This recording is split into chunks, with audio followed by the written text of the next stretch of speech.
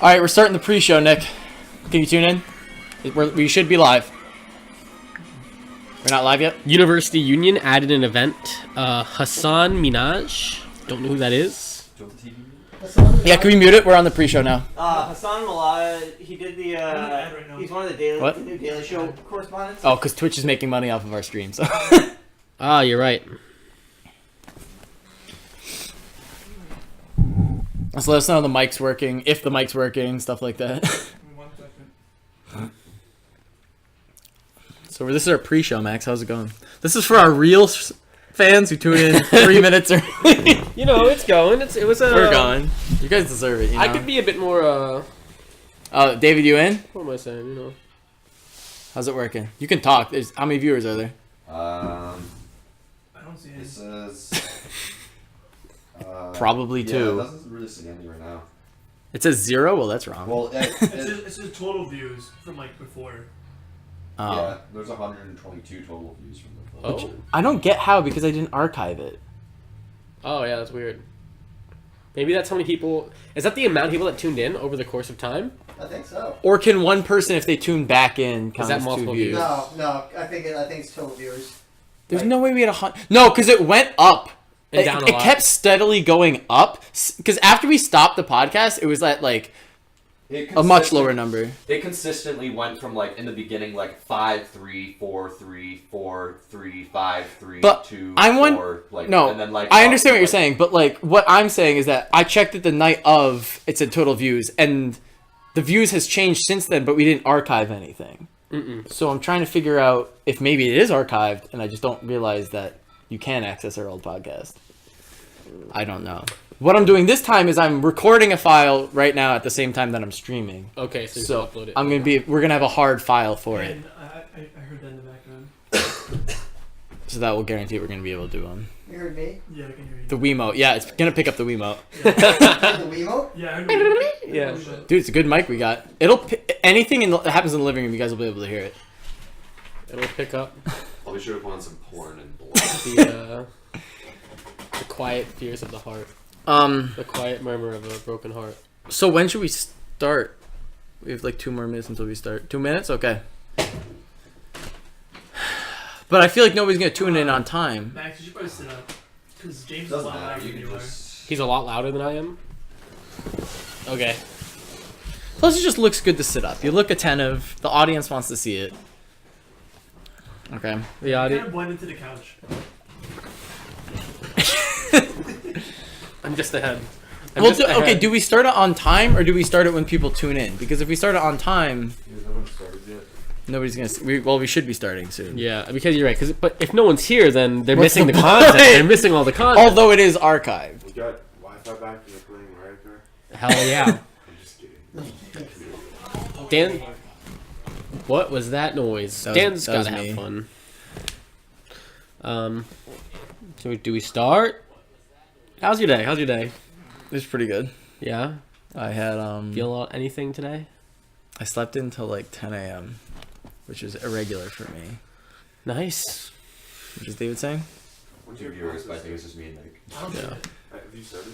Where does it say it? I mean, we're streaming. I don't think we're supposed to be starting at 8:30, and it is 8:29. So this is the pre-show. This is the I pre-show imagine for by 8:35 we should get going.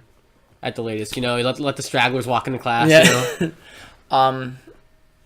Yeah, I had an exam today for love, lust, and relationships, which Really? is what inspired today's segment. theme, Okay. which is love and compassion. But we'll get into that.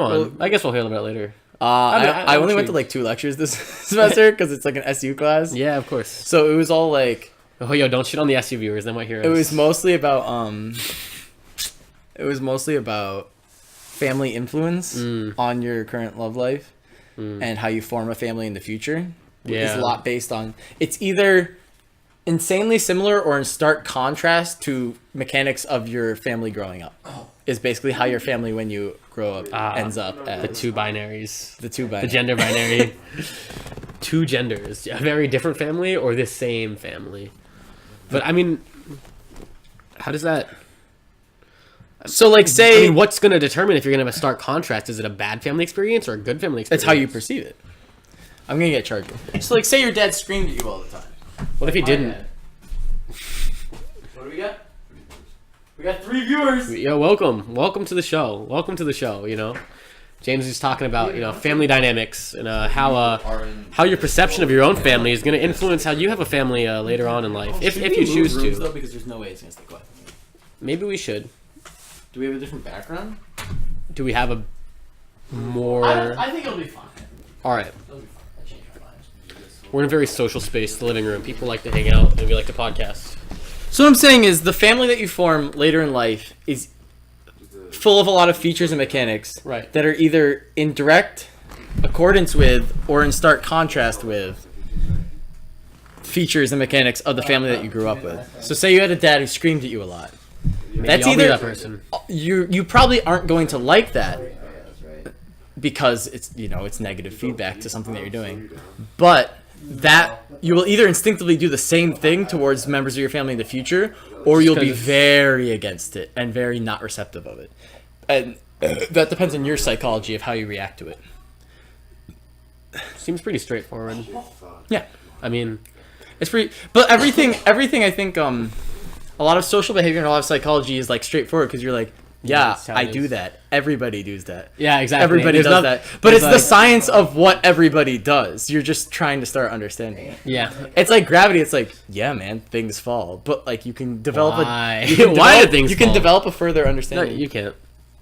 It's all fake. Physics isn't real. Don't trust Newton. True. Don't trust the globalists. Dude, that We're dude, actually just Alex Jones. that dude. Okay, so Newton was in college. This is true. And there was he like, went to college. okay, this is true, and I'm omitting the parts of that I don't know. There's like the plague or some shit. People Something died. that canceled university for like months. They're like, okay, semester's over because everybody's fucking dying. Everybody's Yeah, sick. of course. So during that time off, what would you do, Max? You'd probably just party and skateboard and Hell Tinder yeah. girls.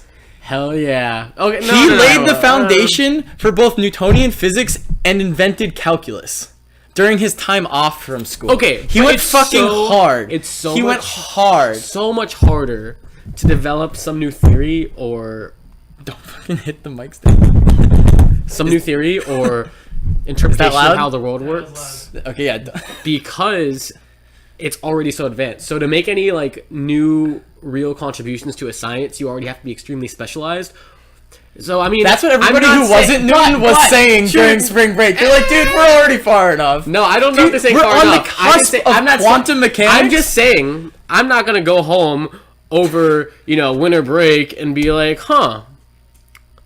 I know how to predict exactly how a protein's gonna fold. Okay, but just because you're not going to do that doesn't mean it can't be done. I love you, It Max. will be done, but not over the course of a winter break or a couple. But it wasn't month a winter That's break, what okay? it's a couple months. I'm That's sure all it I'm was a saying. That's all I'm glorified- saying. It takes. It's gonna And take a I'm lot sure of it was hard work, dedication. glorified. It was. And I'm That's a not glorified downplaying- version of what Newton did. I'm also not downplaying his achievements because I sure as hell can't do that. I can't do a lot of things. So I can't. I haven't. I don't even have mastered what he just discovered. So to say that I'm going to take it to the next step is impossible. Oh, for because sure. You need to have at least at the very least, general understanding. I know what numbers are. I have a general understanding of physics and calculus. That's where I would put my understanding is general.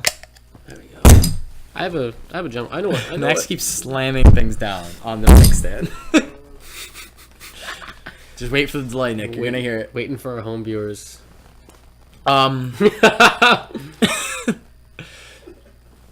How many viewers are we at? Are we ready to really start this thing? 3? Yeah, we're- 3 viewers? 2 of them are in this house. Whoever's the viewer who is not in this room, can you please get on your social media and start Yo, help us out. Help us out. start helping us Throw out? us a bone. Start Maybe letting we'll give you one of those shout outs that all the Twitch fans love so much. I have no idea how to do we that. will tweet your We'll tweet your handle. Yeah. We'll tweet it. Okay, I feel like we shouldn't have the video of us up because I'm looking at that and not looking at you. Yeah, I don't like it because I'm looking at the video. Yeah, What do you wanna it's uncasual. What do you wanna look at? Your email. Let's look at This is to remind us to smile. Oh, our podcast technician has just told us that we are up to 4 viewers. All right. I think that means should we start kicking it into gear? Should we really start bringing up the hot topics? I don't know. Should if if we can get somebody in the chat to tell us to start, we'll start. But we're gonna need some chat reformation. So how this is gonna work is, for the 2 people who are viewing this not in the room, me and Max aren't actually looking at the chat. Nick is looking at the. Well, we'll look at the chat when it comes to Audience interaction time. audience interaction time, which will happen several times throughout the night. It happens in between each segment. But Nick will be constantly looking at the chat. So if you say something important enough, he will interrupt the chat, interrupt the podcast. So Better be fucking important. better be fucking important is what I'm saying. Okay, Nick will be diligent about it. Diligent, not diligent. Diligent. My Diligent. wife and I want to die. Diligent. You know they can hear Now that. I don't know what the word actually is. You fucking Diligent. Diligent sounds Diligent? like. Dude, that's not diligent. Diligent. Why would it be diligent? Vigilance. Vigilance is digital diligence. Digital. Diligent. I'm constantly surveying the internet. I'm digilant. How many viewers are we up to? 4? Okay, right, one cool. more and Dan chugs a beer, by the way. Yeah, 5 viewers, Dan chugs a beer. We lost one. Oh, damn. Yo, fuck you.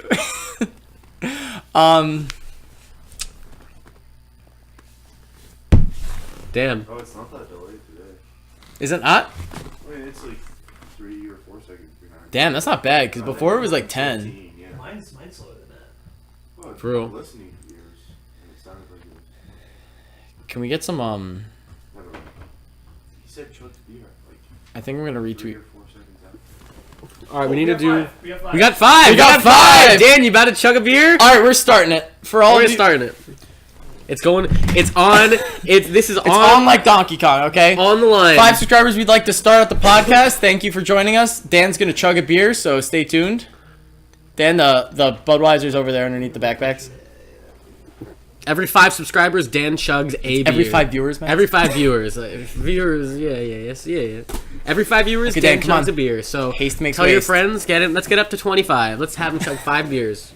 And if we get up to 30 viewers, tonight's special is Max eats Dan's ass live on Twitch. We will violate a lot of code of conduct rules on Twitch, and we'll likely get banned for life from this IP. But But I'm gonna eat that ass like a Dan. Yeah, if Max wants to perpetuate me just drinking beers every 5 viewers, like, I want to get something too. All right, Dan. all right, 3. do it for the 2. viewers, Dan. Dano, Dano, Dano, Dano, Dano, Dano, Dano, This is what the Dano, people Dano, want. Dano, Dano, Dano, Dano, Dano, Dano, Dano, Dano, Dano, Dano, Dano, Dano, Dano, Dano, Dano, Dano. Come on. You're not. I can't sing the song if you're not chugging. I can't sing it if you're not chugging, son. Dan's what we call a super taster, so beer's kind of rough for him. Dano, Dano, Dano, Dano, Dano, Dano, Dano, Dano, Dano, Dano, Dano, Dano, Dano, Dano, Dano. Oh, he's doing it! Oh! Oh, wow, incredible. All right. So that's how we're going to kick us off. Thank you, Dan. Round of applause. And later, I will eat his ass. So, if we hit 30 viewers. So, if you liked what you saw and you're excited, help us get the 10 viewers. Tweet it out, Instagram it out, Snapchat it out. I'm excited. I'm scheming. I'm scheming. Max is fucking scheming, okay? I'm throwing hand signs out here. We Naruto in that. Okay. You know what I'm saying? Yo. So, this is actually our second podcast, okay? We had a test run. But this Think is of our. Think of this podcast as a boat. Yeah. Think of it as a finely crafted sea vessel, okay? Like the Titanic. before we had a test run. Okay, we took it out in the dock, we saw what was going on, okay? It all seemed good. But this is the maiden voyage, okay? We got some passengers. How many passengers do we have, Nick? Last time? Now. 5. We have All right. 5 passengers, 5 okay? passengers. Me and Max are driving the boat. There's 5 passengers. We're taking you on a luxury cruise. luxury cruise, but it's the maiden voyage. Who knows what's gonna happen? We could crash. We could pick up some people along the way, you know? We Who could knows be what's gonna happen? boarded by pirates. But now that Losing you're on lives. board, now that you're all on board, I'm gonna go over how this is gonna go. We got some segments. We have some segments. because during the test run, we didn't have any system to it. Okay, we didn't have any. There's no order. We were just falling towards entropy. We just put ourselves out there. We were just putting ourselves out there, facing our fear, going out of our comfort zone, trying something new. But now we mean business. Okay, we realize that you guys mean something to us. So You didn't last week though. I wouldn't go that far. I really wouldn't go that far. So I'd like to introduce ourselves. What's your name? Stop looking at the prompt. I don't want you to know. I'm looking at your face. Okay, good. My name is Max Sosa. You know, I'm a senior in ESF. I'm a chemistry major. I like to skateboard. And you know, I'm applying to graduate school. I'm gonna go for a PhD in chemistry. And I played World of Warcraft for a long period of my life. And I'm just young and ready to have some fun. All right. So last week you didn't have a theme. But who are you? Oh, I'm gonna segue. Come on. Hold on. Introduce yourself. Okay. I just gave a nice introduction. My name's James Longo. Everyone's ready to date me now. My name's James Longo. I'm a senior at ESF. I'm a wildlife science major. I feel like we're like talking to freshmen. I know that's what's funny about it. Okay, good. I went with this that. is You know? ironic. I was hoping you catch there's on. Irony. There's irony. It wasn't serious, you know. I met Max 3 years ago. Yeah. Shit. That's a long And time. I want to say never did we know that we'd be doing a podcast, but we pretty immediately after we started talking decided that we wanted to do social media stuff. So that's that. So a lot of what we're going to be doing is asking each other questions. We got a lot of debates. We got a lot of topics to talk about. You know, it's good stuff. So since last... Fuck, rerun. This week we have a theme. Last week we didn't have a theme. That's what I was saying before you so rudely interrupted me. This week's theme is love and compassion. Anonymous Anteater, if we could get you in the chat to just send a message real quick that says this week's theme is love and compassion, that'd be great, because then when people join they could see that. If that's a thing. Can you let the chat know that this week's theme is love and compassion? Because then when new people join they'll know. Also we have a moderator. We have a say hi Nick, yell hi Nick. I want to die.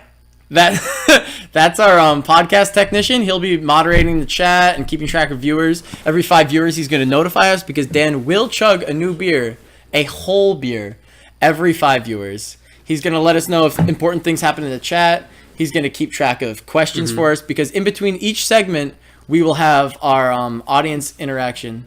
What? Look at the laptop. Okay, sorry. You keep looking at me. Look at the laptop. Okay, hold on. Let's bring up the... Here's how we're going to do it. So, my name's James. On the theme of love and compassion, Max, what is one life experience you've had since our podcast last week in the category of love and or compassion? In the last week, so this has have happened in the past 7 days. In my brief introduction, remember, where I so fondly spoke about myself and my passions and my hobbies, right? I mentioned a very important fact about myself, and that's I'm a chemist. I'm a chemist, right? I manipulate the matter around me. Much like an alchemist. Much like an alchemist, but not as fantastical. I don't turn things into gold. I wish I did. I don't have an arm that I could turn into a sword. Well, you know, that's what can I do? You know, nothing to do about it. So, love and compassion, you know. But what is love? Does it have to be a human thing? I don't think so. So today, you know, I mentioned I was a chemist, right? I came out of an exam, you know, 6 o'clock, 6 p.m. to 7, you know, 7:30, out of class time. So we have some time to work on it, really think about our questions. An organic chemistry exam, right? An advanced synthesis course, right? And I'm working through the problems. And I realized one thing, you know, going into that exam, I didn't come out thinking... You know, sometimes you think you crush an exam. You're like, yeah, I fucking killed that exam. I made love to that exam. I made love to that exam. I feel you know? that constantly. I made love to that exam. There was no imbalance of power. See, love should never have an imbalance of power. There should be a give and take. There should be a give and take. You know, We're getting into this early. Yeah. And it's just the way, you know, every calculated arrow push just really puts my brain into this. Ooh, that feel good, that good chemical. Ooh, yeah, that's what love is, you know. Can you name some of those good chemicals, Max, as a chemist? Oxytocin, you know, dopamine, serotonin. Those are some chemicals that people... Those are the chemicals that all you fucking assholes like. Says the man taking a swig. I like ethanol. I promise, there's more to me than that. Okay, let's keep going with it. love, What was your you know, love and compassion experience, I'm Max? just saying, that is my love and compassion experience, you know? It wasn't a person or a thing, you know? It was a I mean, it wasn't a person. It was this thing that you know, that stretch of my life, and it's this push and pull of the intellect of this subject matter that's so dear to me, you know, and that's love. I think, you know, it's when you put in this effort, and out of that effort is something beautiful. You know, those good chemicals. Yeah, I felt love tonight. You know, I felt love tonight. Well, Max, since you asked, my experience in the past week to do with love and compassion was I'm taking this class called Love, Lust, and Relationships. Ooh. I'm not saying that I'm an expert, but I'm getting better every day, okay? And lifelong learners. We're lifelong learners, just like Justin Feeney would want us to think. And as I was taking this exam, I couldn't help but think about our podcast because that's where I wanted to be instead of taking an exam. Mm-mm. And so that's kind of just what inspired the theme to this podcast was that exam. I was taking that exam and I'm like, damn. That's it. Oh, Dan! Okay. Once I'm done with this, Dan's about to chug another beer. Yeah. So I was taking that exam, and I'm like, and this professor's asking me about love, lust, and relationships. I'm like, what does this bitch know? Okay, when is the time? Whoa. What does this bitch That know? doesn't sound like a lot of love in that Okay. word. That word doesn't Sounds love like pretty lusty though. Pretty lusty. That's one third of the thing. Maybe. So I'm saying, what does he know? I'm thinking, you know who knows about love, lust, and relationships? Me and my boy Max. You know, Me and my boy we Max. love each other. We've been through it all. We lust up each other. We've been through all three. We're of in a those relationship things. with each other. We're currently in all three of those things, I'd say. Mm-hmm. Yeah. Yep. So let's have Dan chug a beer, and We'll continue our talk. well, after Dan chugs his beer, we're gonna go into some audience interaction. So if we have any messages in the chat, we'll address that. If we don't, then we'll move on. But everybody, while Dan's chugging this beer, come up with some questions and send them to the chat, please. Yeah, I think we should start. In the category of love and compassion. We should start timing these just so I feel like I'm working towards something. Well, they gonna get the will timer be out, ready? archived. So if you wish to watch these in the future and time yourself, they will be archived on Twitch TV /Max and James. Ready, set, go. Yo, we got that good advertisement though. You know what I'm saying? This is for All all right. the fellas. Yo, out shout there. out president of ESF. That's all I'm saying. Did Undergraduate, Taylor- Undergraduate Student Association. Ready he for this? tweet? 3, 2, 1, go. Oh yeah! Put it back, Dan, baby. Oh yeah. I think you can feel it. I can feel it coming down. So for those of us who just joined us, every 5 viewers, Dan will chug a beer. If all 10 of you are enjoying this, tell all your friends. When we get to 15, it'll happen again. Also, bonus reward at 30 viewers, I eat Dan's ass. Max will eat Dan's ass live on Twitch, and we will violate just about every code of conduct rule on Twitch. It'll probably be the last podcast, but Come on, Dan, put that shit back. 33. We're 4, just giving the 5, people what they want, 6, so. 7, 8, 9, 39 seconds. oh baby, 39 seconds. If you think Dan can do better, get 15 viewers, and he'll try it again. How you doing, Dan? Get back on Mario Kart. Go play Rainbow Okay. Road. Go play some Rainbow do it. Road. You can do it. Good job, Dan. Round of applause. We always clap it up. We're all about the positivity. We're about spreading love and compassion. Love and compassion. That's what it's all about. That's what it's all about. Okay. So, What do you got? What have you got? What have you got? I got a brief one to start us out. Just to... Ooh, we got. Oh, so we got a question. What's the user interaction? It's not a question. It's a comment. Well, Shout out. okay. Oh, shout out. It's Illic Trophy says, "Hi Max and James, heart. You're speaking my language, Max." Illic Trophy. Yeah. Okay. Well, thank you, Illic Trophy, for that. Yo, I'm all about it. Whoever that is, that's what I'm saying. Hit him up. I hope you liked my speech. I hope you know. It's Joseph Illick. It's Joseph Illic, the founder of Illic The Hall. founder. Illic, 5 fond memories of sophomore organic chemistry. Well, freshman organic chemistry for me. I'm a smart guy, but doesn't matter. So, You plugging your academic prowess during a podcast. hell yeah, bitch. I'm smart as fuck. Okay, we gotta ask a question. Oh, we got a question. Okay. We have a question. Keeping the audience interaction portion What is alive. the most risque time you felt love and compassion? The most risque time. Ooh, as in like the most inopportune? Like, I shouldn't be can- feeling this right now. Wait, you know? I can think of multiple things. I don't know what Dan's thinking of. Hint to me what you're thinking of, Dan. Like high school. Okay, yeah. Max, you can go first. I don't know. Tell me. I'm thinking.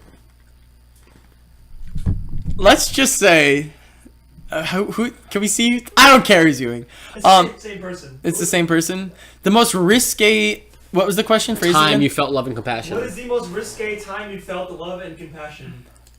Also, Ben Taylor, president, says, "Holy shit." Shout out my president. Shout out to my president. Most risque time I felt love and compassion. Is it love or compassion? Because I don't. Okay. Either one, just one of them. I've made love and compassion to two people in the same day, and I was only involved with one of them. This isn't anybody. This is a long time ago. So any of my collegiate friends who are viewing right now, you don't know this person. So let's not Either of them. Let's not start DMing anybody. No, you're all blissfully unaware of who this is. This is definitely James's high school experience. This is definitely a long time ago, James, and I've learned a lot since then. I've given him a lot of shit for it. But that was very risque. Risque would be an understatement, actually, for that act of love and or compassion. What was the most risque? Well, okay, so since you don't have anything that was... See, mine was socially risque because there was a lot of risk to mine. What... Location or situationally? Location or situationally? It was definitely some... there was some love going on a beach. And I remember hearing a lot of people around us. Did you love her, Max? Did you love her? Yeah. Because this is all about love and compassion, so we can't just be throwing around the words love. I did. Let's not talk about it, but not yet. I'm not under the influence enough to talk about that part of my emotion, but the most risque time I felt love or compassion was probably on a beach. And I remember hearing there was a stream behind the beach. I live in Florida, right? My when I'm not in college, I live in Florida.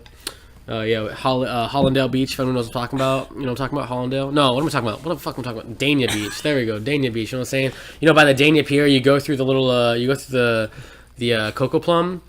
You know, there's, a nice secret beach, just next to, the sports bar and grill that's right on the pier. It was nice, late at night at a tree, but, everybody hangs out on the beach. So it was pretty risque, could have been caught real quick, for that love.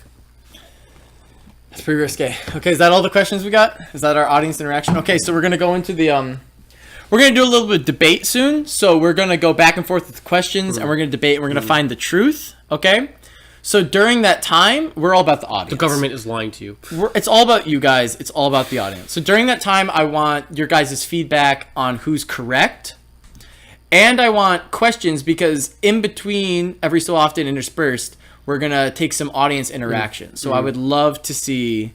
that participation. There will be... This is mostly just a participation grade. So, first question, I'm going to throw you a softball, Max. Okay, I love I'm softballs. Give it to you easy. I love softballs. A softball, I love a nice softball coming right at me. We're all... And this is... I apologize if you're into the edgy stuff. This is going to be a little PG. It's going to be kind of easy questions to answer. We're just filling in time. If you were halfway into your mom... and your dad was halfway into you, would you push forward or backwards, Max?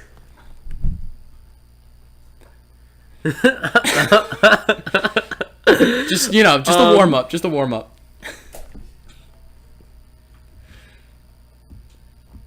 I don't know why I could never look at my parents. I don't know why you're having to think about this. Well, there's a lot of reasons to think about it.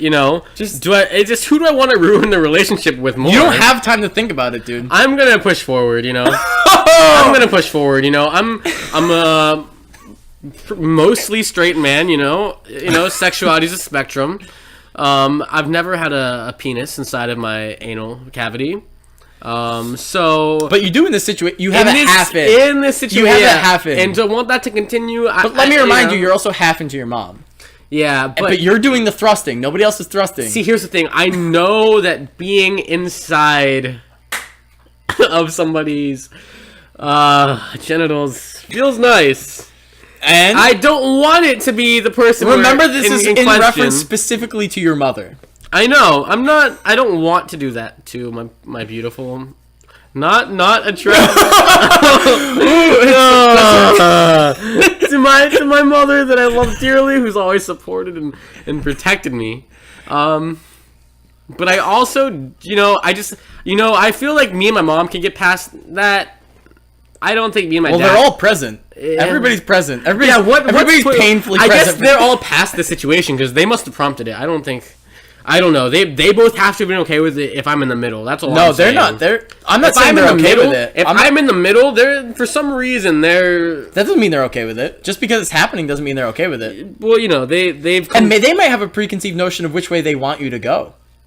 I'm gonna go forward. That's all I'm saying. I'm gonna go forward, and then I'm gonna slip out. I'm gonna juke out. You know. But you can't. I'm gonna juke out. You're gonna have to slip in for I'm gonna do long like enough that. to let your dad slip back. No, because if I slip in halfway, my dad's penis halfway comes out of me. So then I can juke out. You know, like I can go like. Then your dick is fully in. But you can't you can't twist. I'll bend it out. I will take the broken urethra. You'll break your dick out inside of your mom. I will. Well, I think it would just slip. What have you done to me? So the cool thing about the first question is the person who asked it doesn't actually have to answer. Can you please answer? Please answer. Caroline or Anthony? You can't. Their names make it. Caroline.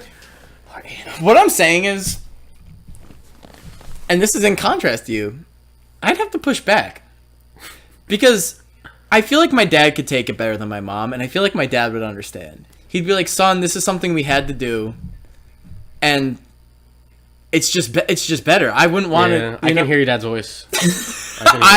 That's my dad's voice has nothing to do with my decision. It has to do more. But I can with hear him saying those words afterwards. Long afterwards. Actually, I don't think we'd ever speak about it again.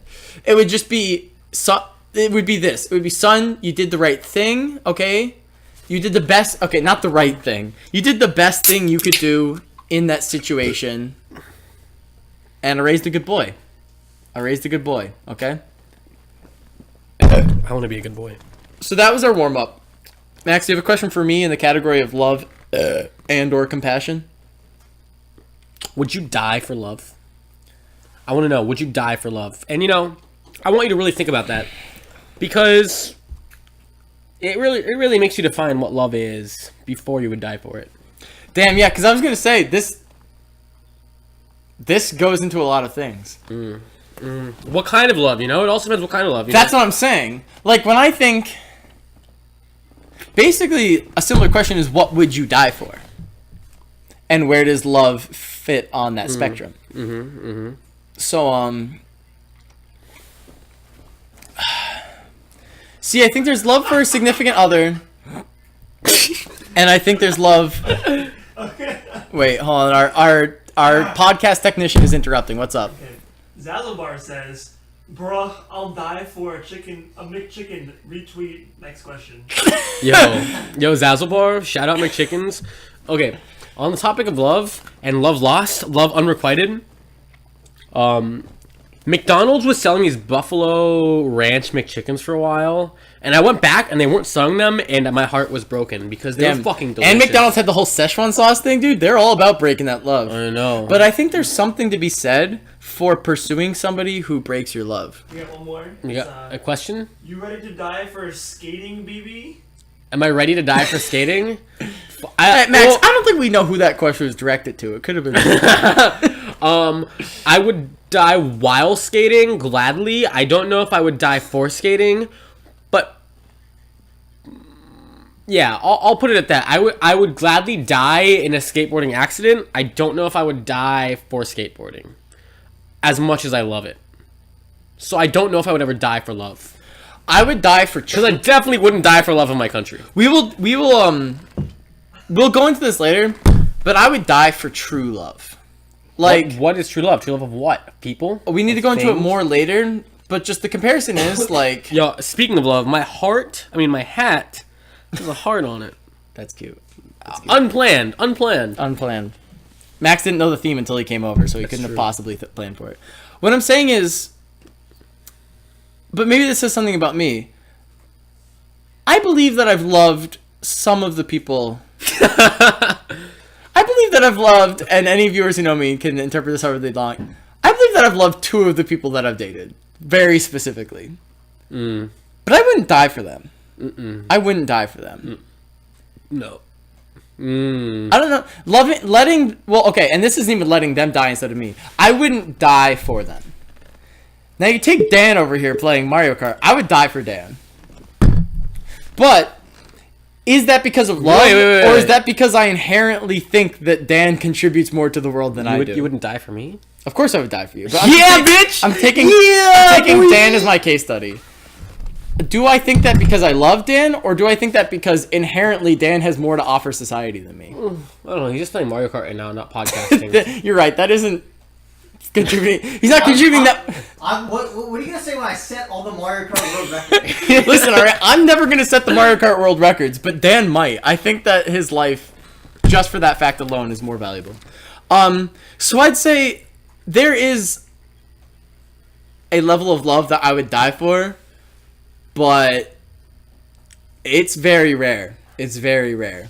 It's not just any love. I think there's a lot of love, and it would take a lot of love for me to die. You know, first of all, I'm going to say a very sincere condolences to the victims of the recent shooting in Las Vegas. But no, because it relates to love, you know? It's hard to tell. Imagine being in that situation and covering for your family, or friends. Spur of the moment? Yeah, spur of the moment. What do? Do you protect people you love, or do you just fucking run? Okay, spur of the moment is like, because with the level of love, it's like I would die for my little brother. I would die for my parents. Actually, I don't think I would die for my parents. I would like to die for my parents, but it just wouldn't be worth it because I know my parents wouldn't appreciate that. My dad would not. I don't mean they're old. But like they father's so much of their life. Like you have so much. My father's 70 years old, and I know he'd be pissed as fuck if I died for him. They'd be pissed. So would my mom. Like it's just not what they would want. They would not be satisfied if I died for them. Not that I would be satisfied if they died for me, but rationally, I think that, and this ties into love and compassion, that it would be an overall better situation if my parents died for me rather than me dying for them. Okay.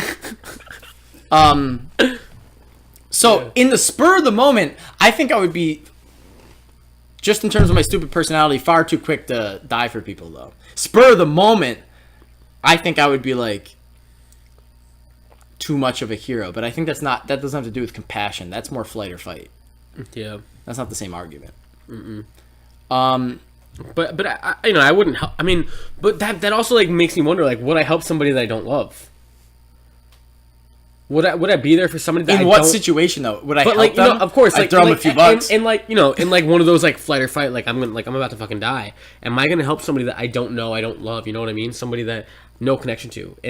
But does that speak to my testament for the love of people? It still depends on what help is though. It's like, what's the trade-off? What's the trade-off? Like, you have no idea who's gonna, you know, be quote unquote better for the world. If that's a thing. And another thing is like, I would be very hesitant to risk my life for viewpoint. a percent chance that somebody lives. I would be more likely to risk myself if I knew the other person was gonna live. But if I'm risking my life just on the off chance that maybe they make it to the door before the shooter gets them, like, you know, you run out and you distract the shooter, you're buying somebody a few seconds. That's not actually a big thing. You know what I mean? But, like, if I'm, like, guaranteed, like, there's some dude who's like, I have one bullet and I'm going to shoot one of you. And it's like, okay, guaranteed the other person lives. I'm a lot more likely to take that chance. Mm-hmm. Because the percent chance, it's like, all right, if only one of us can make it and I'm faster on my feet, then, I mean, that's just the way the mop flops. But we want to avoid getting too far into this. Is about love and compassion. I know, but you know, I think that falls into it though. You know, because it is the ultimate test of love and compassion. Doesn't have to be for, you know, it doesn't have to be romantic at all. There's, you know, love and compassion. Okay, well, compassion has nothing to do with love as much as it does. It has feeling for other people. I think. I mean, you know, it can do with love, but I don't think it has to do with love. I think I'm compassionate,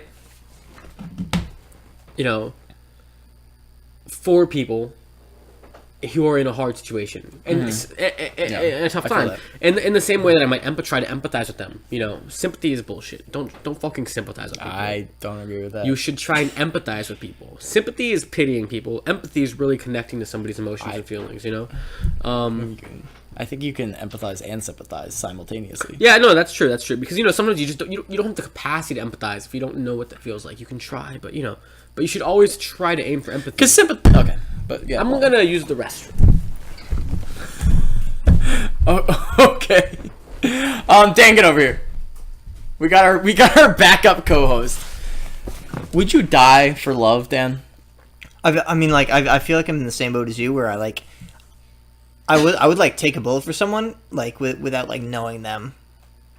Like, just if they would like live. If there's a % chance that they live, or if it's guaranteed that they live instead of you. I mean, like, I feel like if I'm in the situation, I'll be like, yeah, I'm a hero. Like, I'll just go for it.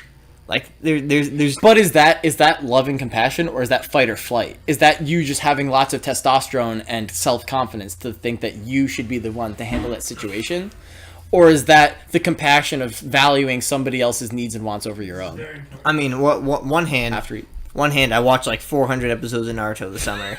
So like you fucking did. I'll beat the shit out of like pretty much anyone. Like I'll do the jutsu. I'll get much no jutsu like a motherfucker. But also like. We have a question for Dan. Okay, we have a question for Dan. Our podcast technician is interrupting us, which means that it's very important. Very important question. This is from Charlotte Bernhard. She says, Dan, would you die for my mom? It's like. Okay, the question is, we had a viewer who Dan knows personally, and who Dan knows her mom personally, who asked, "Would you die for my mom?" It would depend. Like I would die for her if she sat on my face. Are there any other circumstances in which case you would die for her mom? She wanted to like give me a head or something like. Okay, so Gunman comes up and says, Dan and viewer in the chat's mom, I have one bullet and I'm gonna murder one of you, and then who is it? And I'm asking you, Dan. Yeah, it's up to you, Dan. You know what I'm saying? I'm saying, shoot me in the head. Shoot me in the head because I'm about to get some more. Okay. All right. That was Daniel Decker, everybody. If you want to see him again, get us the 15 viewers, and Dan will chug a beer live. He's already chugged 2 because he's chugging every 5 viewers. Also, additional bonus reward if we reach 30 viewers, Max will eat Dan's ass live on Twitch TV. He will eat the whole ass. All of it. If there were an ass-eating competition and a knife to that. If there were an ass-eating competition, Max would surely win because he eats the entire ass. The whole damn thing. The whole ass thing. People like to say that now. The whole ass thing, you know. Like a whole ass. Like, yo, my wife's about to have a whole ass baby. Yeah, of course. You know. So is it my question now? Yeah. Wait. Did we resolve that? Was the resolution? What was the last question? It was mine, but was the resolution? Wait, it was would you die for love? I said yes, but it would take a certain type of love. So Max, wait, actually we didn't ask you. Max, would you die for love, for the sake of love? Oh shit. My heart's racing. Right now. Would I die for love? But this isn't spur of the moment. I think the initial question is calculated, would you do it? And then we can get into spur of the moment logistics. Well, you know, I think I would. Dan, Matt, everybody in the room, can we start sending this more group chats? I don't know if I would die for love, but very calculated. I would put myself in a risky. I'd put myself in a risky situation where I could lose my life for love, but I don't know if I would die for love. Everybody's viewing. Could we send this link to this live stream to one group chat? One group chat. That's all we ask. We know you have This is them. free. This is free you have entertainment. Just send it to one group chat. Just send it to one group chat. Better than NPR. You know what I'm saying? Am I right? Okay. It's all for free. We do this for you guys. It's free real estate. Okay. So elaborate. Keep elaborating. See, I imagine that. I don't know if I would ever be like, hey, I'm gonna fucking just die for the sake of somebody else. But if I was in a, not in a spur of the moment situation, but if I was like, okay, this person needs my help and it's going to put me in risk of my own life, but it's somebody that I truly loved, like this gorgeous man sitting next to me. I think I would put my life maybe on the line for that, on the line.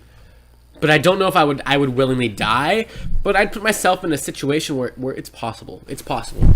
And then in a spur of the moment situation, well, there's more. Okay. It's a spur of the moment. I don't know. So, that was the first layer. The second layer is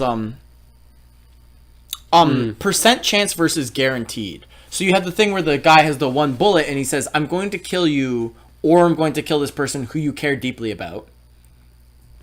You know who I'm going to use as an example. Would you die, Max? Would you die? One bullet, Max. This is somebody who Max cares deeply about. You have 10 seconds, otherwise they shoot that person. Shoot me, man. Shoot me in the fucking... They would shoot Max. Okay. So, now what about you die to give that same person a 25% chance to live rather than a 0? Or rather than... Okay, so they have a 5% chance to live. If you die, you bump it up to 25%. Would you take that? That's a lot. That's a lot of percent chance, though. Would you die to bump a person you care deeply about survival chance from 5% to 25%? That's a big jump. That's a 20% jump.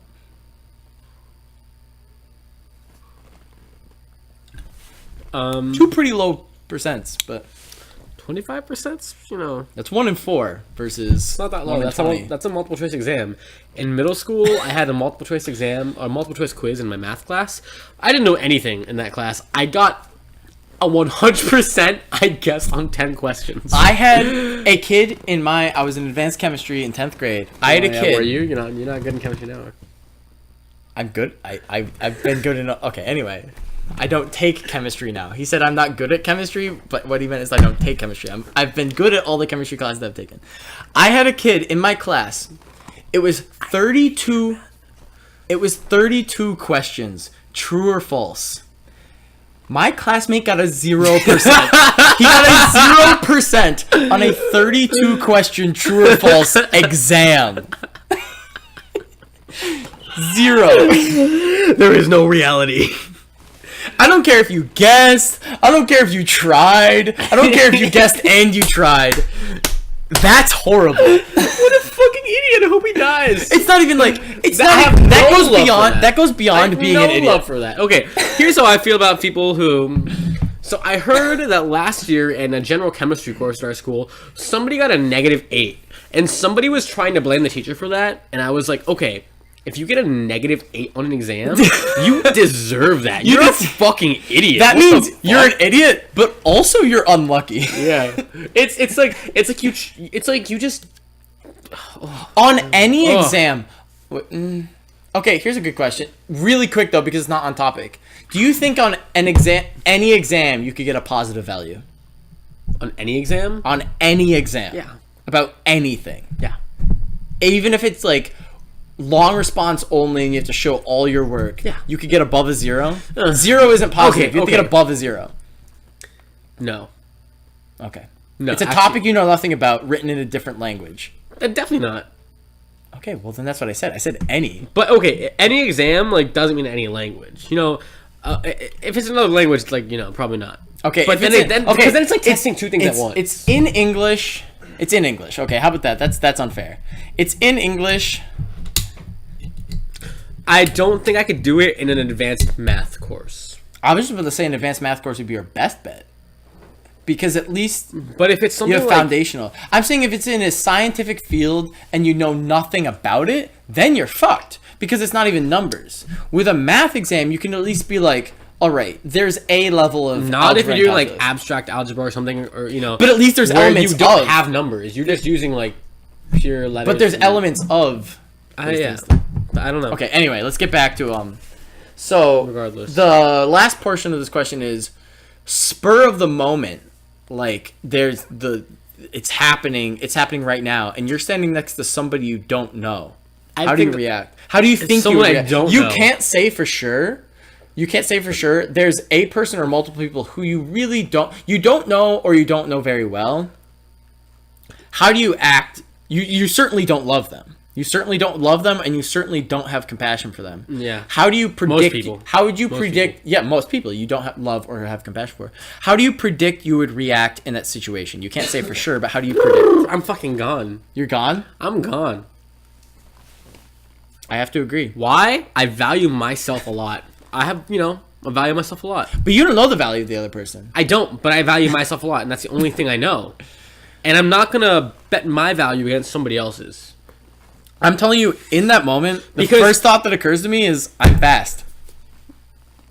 That's what I thought. I remember distinctly, this summer, I was flying back from Colorado, and I heard an alarm go off from across the airport.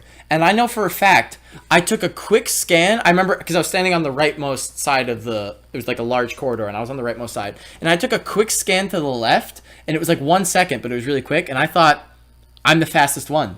I saw them all. I thought, I'm the fastest one. I saw that I could run left or right. And then I decided in this next moment, I'm going to decide where the threat is. And I'm going to turn and I'm going to run. And there's no way I'm going to be the slowest.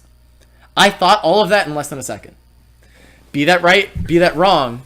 Evolution caused me to think that. We're looking out for ourselves, and there's nothing wrong with that. But love and compassion is about altruism and putting other people before yourselves. So to segue before that, People we love and are compassionate about. Though. so I want to get, these are all hypothetical situations, okay? Mm-hmm. These are all things that probably won't happen, and I'm testing you, about love and compassion. So I want to test you about more certain things. Max, you're looking at your phone right now. No, I'm not. Yes, you are. I'm trying to see if we've been Okay. Actually, we're in between questions. Do we have any? Can we get some? We have our podcast technician, Anonymous Anteater. Could we? Anonymous, dude. Look at that. He's anonymous though. Ben sent that shit to all the OLs. Okay. Do we have anything noteworthy in the chat in between? No questions, but BT president said that person taking the test has a 14% chance of getting a 0, higher than you may think. With the 32, Yeah. I mean, I trust him. a percent chance if you choose randomly, Yeah. but you're enrolled in a class and it's like near the midterm, so like, I feel like there's no. Also, in response to Dan, Charlotte Bernhardt said that she's satisfied with that answer. Okay, you hear that, Dan? Yeah, Charlotte is satisfied with the fact that if you will spare your life for Charlotte's mother if you sit on Charlotte's mother's face. How many viewers are we at? 10. Okay, guys, we gotta get to 15. We gotta get to 50. And if we get to 30, let me remind you. I eat Dan's ass. Max eats Dan's ass live on Twitch. I'm gonna pull out a fork, a knife. I'm gonna put a bib on. It's gonna be. He'll eat the whole ass, and this is going to be archived. Archived. An event. That means you can save it. That means Max's family will see this. That means Max's future family will see this. That means Max's future employers will see this. So please get us to 30 viewers. Also, Snazzy Blue says that James helped them take the chemistry regents, and it did well thanks to you. Thanks, whoever Snazzy Blue is. Thanks, Snazzy Blue. So I'm not trash at chemistry. I'm just not delved into it like you are. I've done enough chemistry to understand what I need to be a wildlife scientist, is how I would put it. So anyway, as I was saying, we're going a lot of hypothetical, we're going a lot of unrealistic things. I don't think any of this is hitting where you really feel, Max. Okay? Mm-hmm. So my next question is... Oh no, what's gonna happen? What's gonna happen now? I'm scared, man. I'm fucking scared. Could you... And basically the way society's going, I might as well ask you, will you ever truly love and feel compassion towards artificial intelligence? Oh, that's actually wow.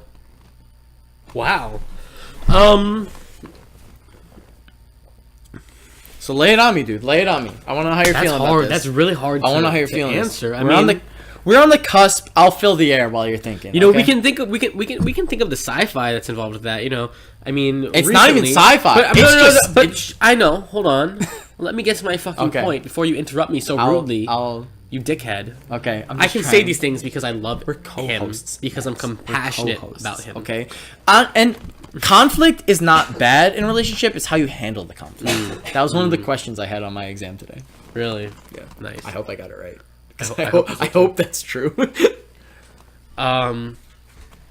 You know, if you look at the movie Her, which is completely Classic. about, you know, it's a great movie directed by that man, It's the can is spiking the mic. Spike Lee, No, just keep going. Spike Jones. You know, once married to Sofia Coppola, just great directors, make great movies. You know, y'all seen Lost in Translation? Because that shit's lit. But you know, it's about a man that falls in love with AI. Essentially, it takes place in the not too distant future, and I don't know if it's unreasonable to fall in love with artificial intelligence, because I don't know if falling in love in itself is a rational feeling as much as loving somebody is, which I think are very different things. Can we dive into that a little bit more? Because I'm curious about that. Sure. And I think I know you don't want me to interrupt, but I want to put my input. Yeah. I got you. I think to love something, it's a very strong emotion that's been rationalized through your experiences and through The media.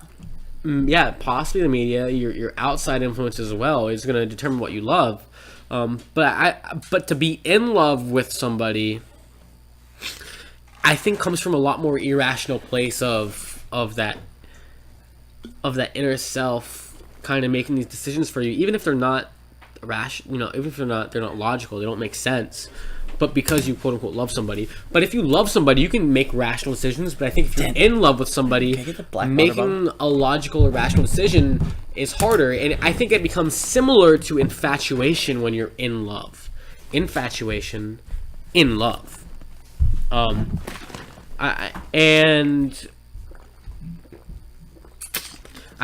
think that, you know, it makes sense that somebody could be in love with AI if that AI was telling them, you know, was having that kind of human relationship without the human aspect. Because I think being in love doesn't have to do so much with the physicality or the humanness of it, but the personality behind the two sides. But this artificial intelligence can have the physicality of it. It can, you're right. Which can add a physical dynamic, an intimate dynamic. But again, all the more, it's dangerous because at any moment, you know, just like at any moment, any life can end. You can, you know, get a bug. Someone can hack into the AI, maybe, you know, and they're no longer. Nah, those are some additional considerations. There's some additional considerations that you don't have to think that you wouldn't consider with being in love with a human or a concept or object that doesn't have that. But also you have to consider that, are those emotions real, or are they? But then it goes into what's real. Is it the perception of emotion? Is the AI's perception of emotion love, even if it's not biological? Well, okay, so let's go back to the part where you said love is irrational. No. Being in love. Being in love is irrational. But loving somebody, and I mean truly loving. Okay, well, dive into that more, because I don't want to comment on your opinion before I fully understand. Because I think if you love somebody, you don't have this, you know. I mean, you can be in love with somebody and have the irrationality fade, but I think the beginning phases of being like in love with somebody, it's like, James, let me look at you. All right, put your beer down. You know, if you're truly instantly in love with somebody, it's like, you know, James, I'm in love with you, and I just want to spend every waking moment beside you and just knowing who you are and really growing with you, you know. But loving James is like, yo, wow, why the fuck did you do that? You're such an idiot. Why'd you do that? And I'm hurting because he doesn't want the best for himself, and he doesn't want the best for us, you know.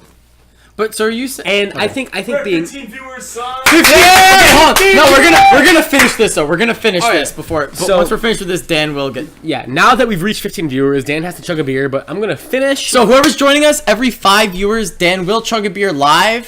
Thank you to our 15th viewer. That means that Dan will be chugging a beer. But Max is in the middle of explaining. What are you explaining, Max? I'm talking about how being in love and loving somebody, have to do with differences in rationality and logic. So Max will finish that. I'll have my rebuttal, and then we will have Dan chug a beer, and we'll move on to the next portion. So Max, please finish. So I'm saying, I love James. I might even say far as I'm in love with James, but it's been a while now. It's not irrational. I've had time to consider, what is this love that I feel for him? We've shared a lot of common experiences, we have common values, and we support each other. And I think that's very important in love, is to support each other. And also, I mentioned earlier in the beginning of this talk, like right when we started, that, in love there can't be this power imbalance. And we don't have that, between us. Love doesn't, this isn't necessarily romantic love, and it's not necessarily, just love in general, but it's just love. It's just love. But I think when you're in love, when you recognize you're in love, there is still that sense of infatuation and this realization that when you're in love, you would do anything for somebody. But I don't think that's the case. I think you do most things.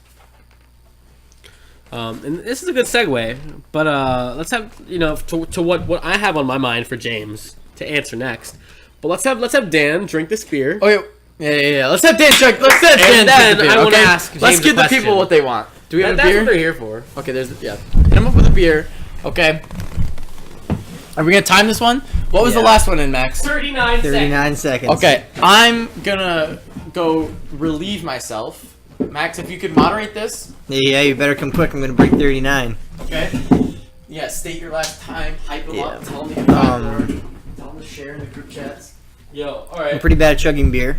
As So- far as, Dan is not a beer guy. He likes a little wine cooler. He likes wine, Nice- wine nice boxed coolers, wine. nice things. Sweet. Sunset Blush, right? You love Sunset Blush. delicious blush. Delicious it's blush. Peter Vella. Delicious blush. He's not a beer guy, but the last beer he had, 39 seconds. More than just being really bad at like tasting beer, and I'm really bad with bitter things. I also can't chug anything. So he's gonna do his best to beat 39 seconds right now, and if you can, we want to see Dan chug some more tonight. So share this in your group chats, on your Twitters, on your Instagrams. Let us know, and we're here for you. So let's start this, Dan. 3, 2, 1. Yeah. 1, 2. Oh yeah!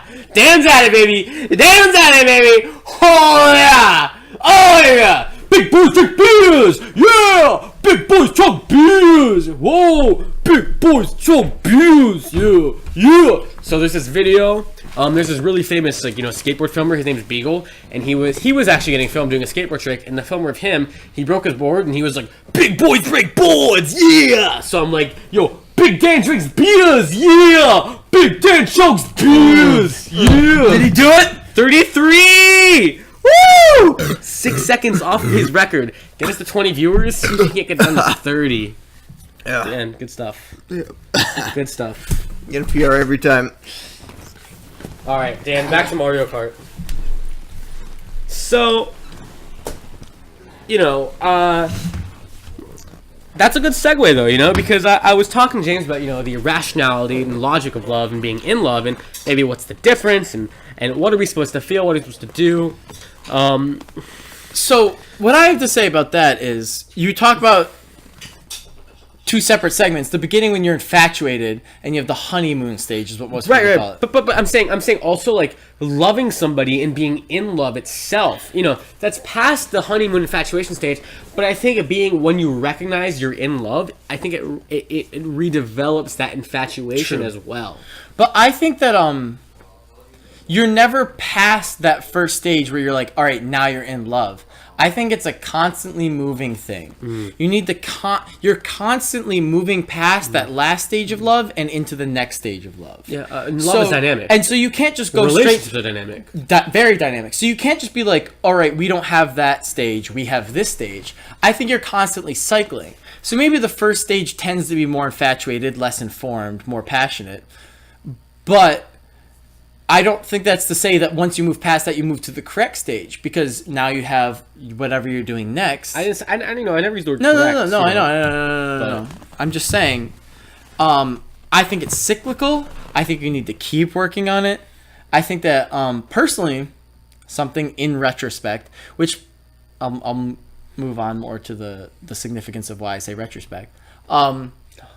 That I think that you focus too much on how you feel at the moment and not how you're trying to feel. And you assume that it's going to keep feeling that way. You assume it's going to keep feeling that way, and you would compare it to something in the past, and you don't realize the cyclical and dynamic nature of the relationship that you're in. We're getting real. So Max taking off his hat signifies that we're getting into the real part of this, okay? We're going to keep hitting these beers. We're going to keep feeling real.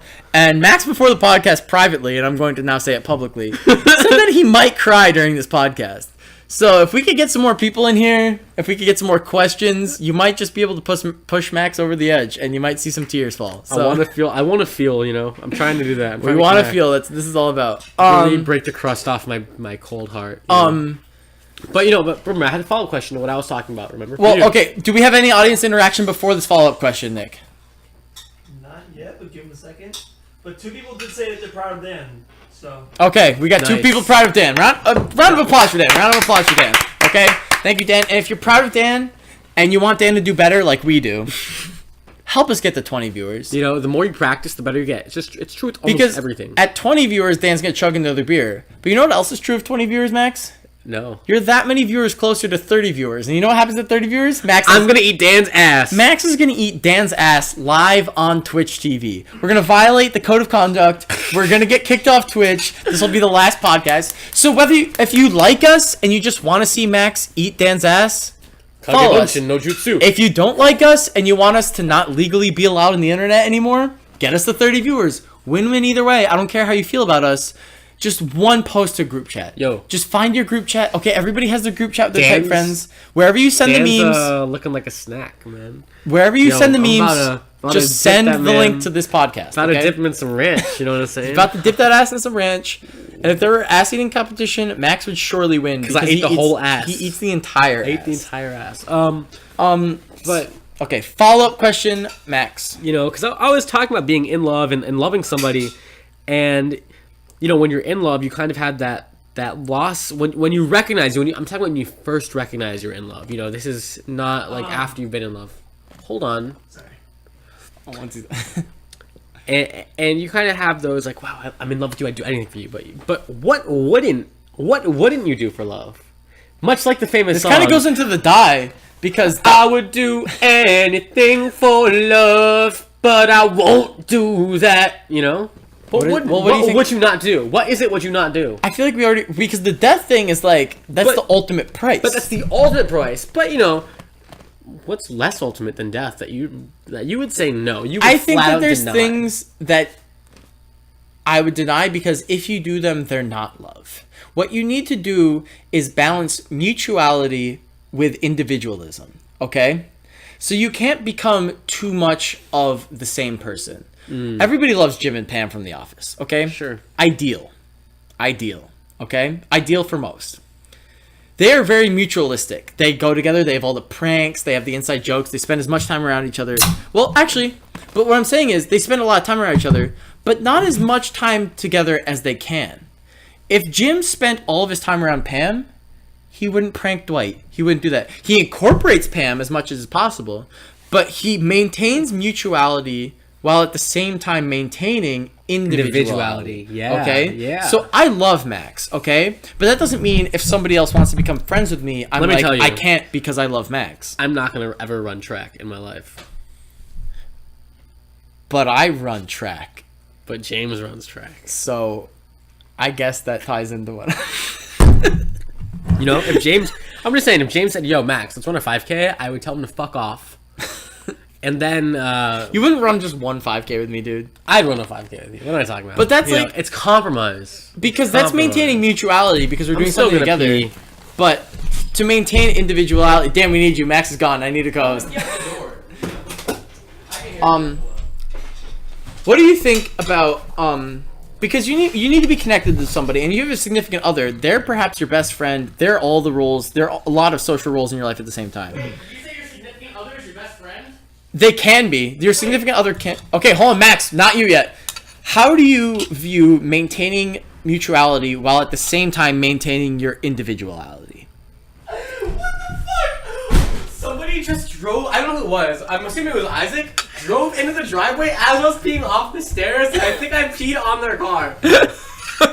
What? Okay, Dan, how do you maintain neutrality while also at the same time maintaining individuality in a relationship with anybody you feel compassion with? So a relationship, a significant other, a friend, any and all of those categories. I mean, at least for the significant other, you know, you just gotta. I know. I peed on Isaac's car. It was the weirdest thing. Like, I saw it like coming out of the house. I was like, "What the fuck is wrong with our house?" Okay, I mean, I feel like you need to have hobbies outside of the relationship. I mean, it works to build on the relationship, like having the hobby together. You know, watching TV shows together. But I don't know. Sometimes you just gotta have a Saturday, crack a cold and open with the boys. Saturdays are for the boys. You could have a nice Tuesday where you have a podcast and you chug a beer every 5 viewers. How are we doing on that? How many viewers are we at? We have 13. Oh, we're dipping We down. have a question. We have a question. Okay, we have a question. We have a question from G House Swag. I wonder who that is. Yeah, I'm So very that confused. Is it better to use the first diamonds you get in Minecraft to make a diamond pick, or should you use them to make a helmet? Okay, can we cycle out Dan for a second? We'd like to welcome our next guest, David Marvel. I've never played Minecraft. I can't answer this. I have played Minecraft, but I can't answer it as well as David. Could we repeat the question for the? Yo, All right, person that David, doesn't can you ever please sit listen? down? David, wait. I also have a preliminary question. When did your voice get so deep? He's a little sick. You've never heard of Puberty 2.0? Okay, technician, could we repeat the question Yes. loudly for the mic? The question is it better to use the first I'll explain diamonds later. you get in Minecraft to Do make whatever a you want diamond with pick, or should you use it to make a helmet?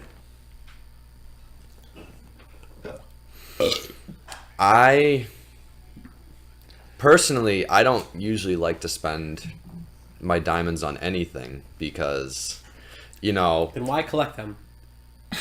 it's for the bling, you know? Well, I guess in that regard then, probably the diamond helmet.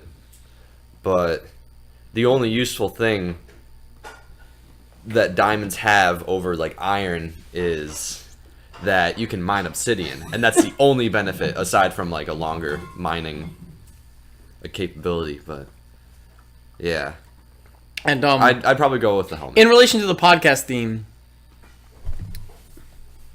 Did you get your lover a diamond helmet or an iron helmet?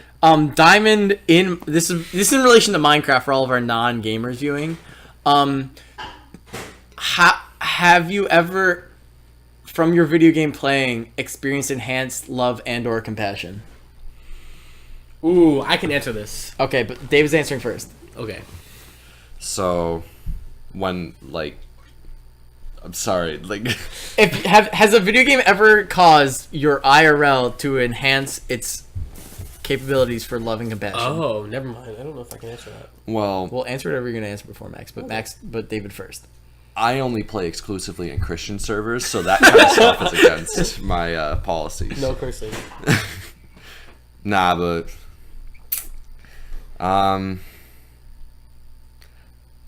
I can definitely say for certain that Minecraft has not increased any capabilities. And on that note, we'd Is like to me. thank our guest David Marvel for joining us. This was your 15 minutes of fame, David. Thank you. That this is It's always a pleasure. All right, Max. All right. Bring it so on in. what I was gonna say about Bring video it on games and love, I played World of Warcraft from maybe 4th grade to, strongly, very very strongly senior year of high school, a little bit through maybe freshman to sophomore year of high school, but very irregularly. And get people to fucking watch this shit, Isaac. Fuck, man. What? I'm gonna show you the link right now. Okay, share it to your group chat. So Everybody's watching. Please share the link to this to one. Post it to your Facebook. Okay, extra props. We will thank you live on stream if you share this to your Facebook. Okay, so please keep it. you know what I'm saying? Where the hell did my beer go? What happened? I think you finished it. Again? I think you already? finished it. Yeah, get a new beer, dude. Get a new beer. No way. Get a new beer, dude. They're all Ridiculous. okay, continue. You can tell we're having fun. And there was a lot of people I met that actually made like a really significant impact on my life because I played with them a lot. I remember blowing off Friday nights to hang out with real people, to be on World of Warcraft, hang out with my guild members, right? You know, I knew them, you know, as people, as fathers, as mothers, as brothers, sisters, as really the individuals they were. What percentage realistically of World of Warcraft players are females? Identify as female. I don't know about. I'd say less than half, but I knew a lot. You know, I remember Gertrude and Alan on Shade. They dated. They lived together. I think they were in Chicago. My man Shatterax. He didn't have. I don't know if his wife played, but he was married. He was a trucker. Maybe he still is. He was my guild leader, Shatterax. You know, for a while. I remember this guy, Tochik. He lives in I think somewhere in Canada. Simply Worm lived in New Jersey. He was, you know, I was one of the youngest person in my guild all the time, so they'd always try and give me life lessons. And, you know, it wasn't the love in a romantic sense, but it was that love in, like, wow, these are people that, like, I don't know them, but they want to connect with me. Would you say it's more compassion then? Maybe compassion, you know, compassion. But people that I thought that, you know, I really knew, even though I didn't know them.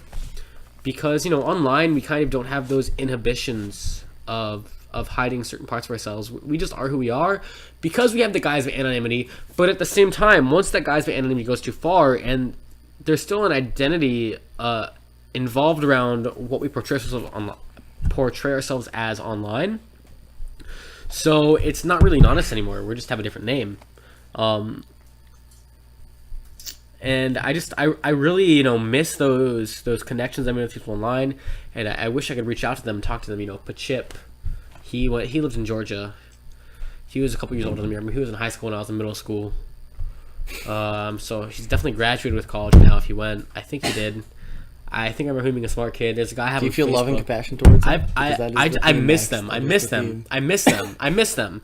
And I think because at some point in my life there was compassion for all these people. You know, because it's like, okay, you can feel love and compassion. Definitely, I feel like it goes without. We don't need to debate it. You can feel love and compassion without physical intimacy. For sure, yeah. For sure. Like, we don't even need to debate that. If you don't think that that's true, then I would go as far as to say that my friendships have had more love than my romantic relationships. True. Oh, that's another. We can get into that afterwards. We'll talk about that in a minute. But I feel like we really didn't delve into the AI love and compassion as much as we could have. That's how I feel. I feel love like you. I am your robot mistress. Beep, boop, beep, but I'm saying, like, okay. As far as intimacy goes, if in terms of verbs and in terms of actions and in terms of just a series of acts that they have performed, if an AI is more proficient and satisfying than a human, a true human, does that take away from the intimacy? Because they're a separate species? Well, not even a species, because they're a separate entity. Because they're not even in the same category. Because they're doing it better. We're talking about AIs, right? Yeah, because it's a good thing I'm wearing my Neon Genesis, Evangelion shirt, where Ava, Unit 1, is a robot. However, that robot contains the soul of the pilot's mother. Spoiler alert for anybody who hasn't watched the show. You need to say spoiler before you get this. It doesn't matter! Yes, it does! It doesn't matter! We're gonna lose viewers over this. Whatever. Great show. Delves really into, you know, depression, sadness, love, you know, a lot of these, you know, angst about being young, growing up, and not feeling like you mean anything. Whatever, you know.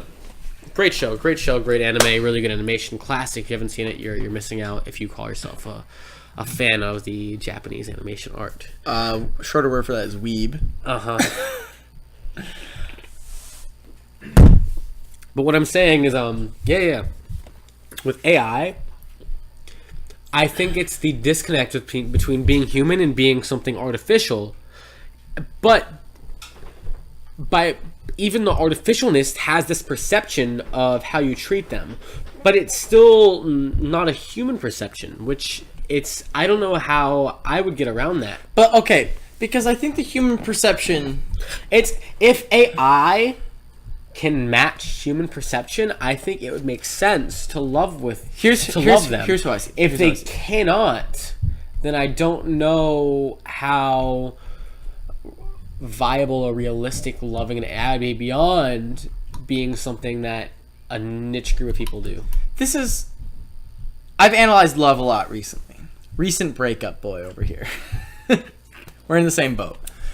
They thought we planned it. But, okay, after this, we have some audience questions. We will refer to you.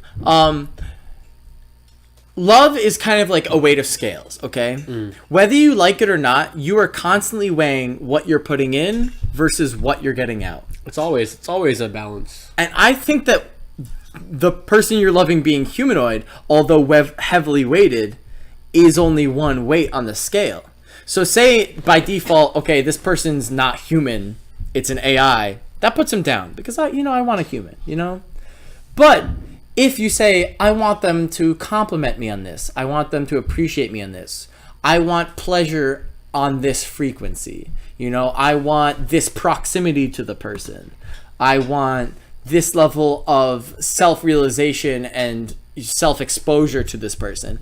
I think that the AI can outweigh the scale if it can perfectly master enough of the things. Although being hominid versus AI may be heavily weighted depending on your preference, the other factors can eventually outweigh the scale if they are to a high enough ratio, higher quality than said human who would replace that could provide.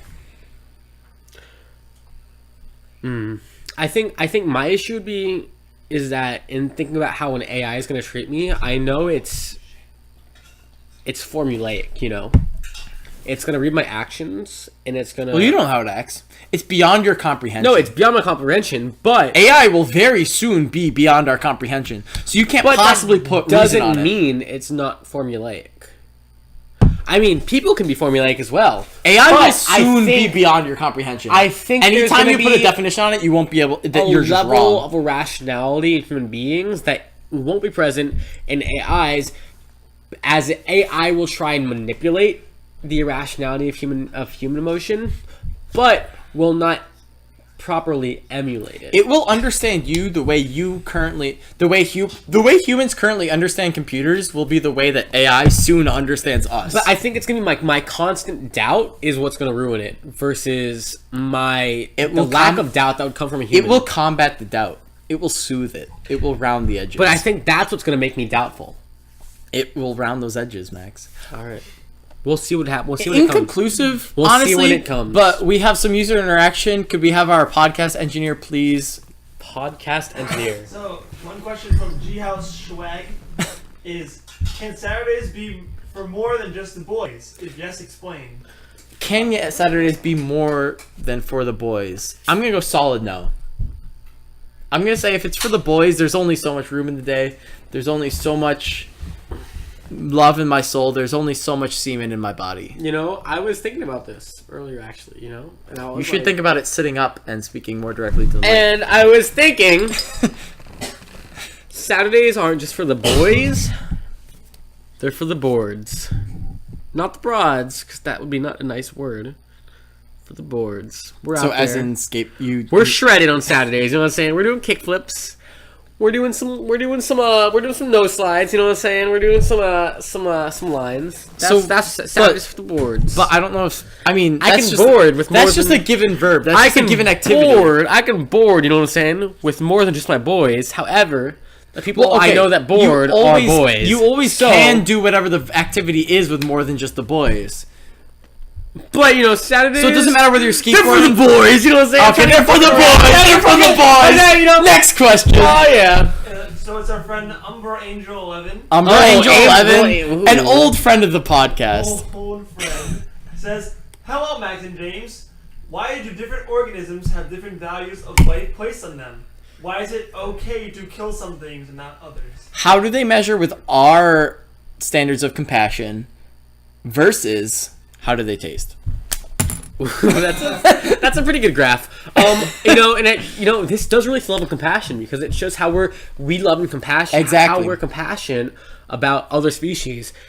here's, I'm not. Let's go. Let's go. Very explicit. I eat meat. I was gonna. Oh, should we go personal first and then societal, or societal then personal? You want to go personal first? Let's be not reductive.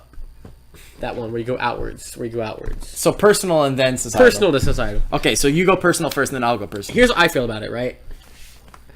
It's not that I, as a person, value certain species more, but the society I lives in does, so that's why I eat the certain meats that I eat. But I'm ready to fucking eat a cat, you know what I'm saying? I'm ready to eat a dog. I don't mind getting a fillet of German Shepherd. I'm sure it would taste delicious,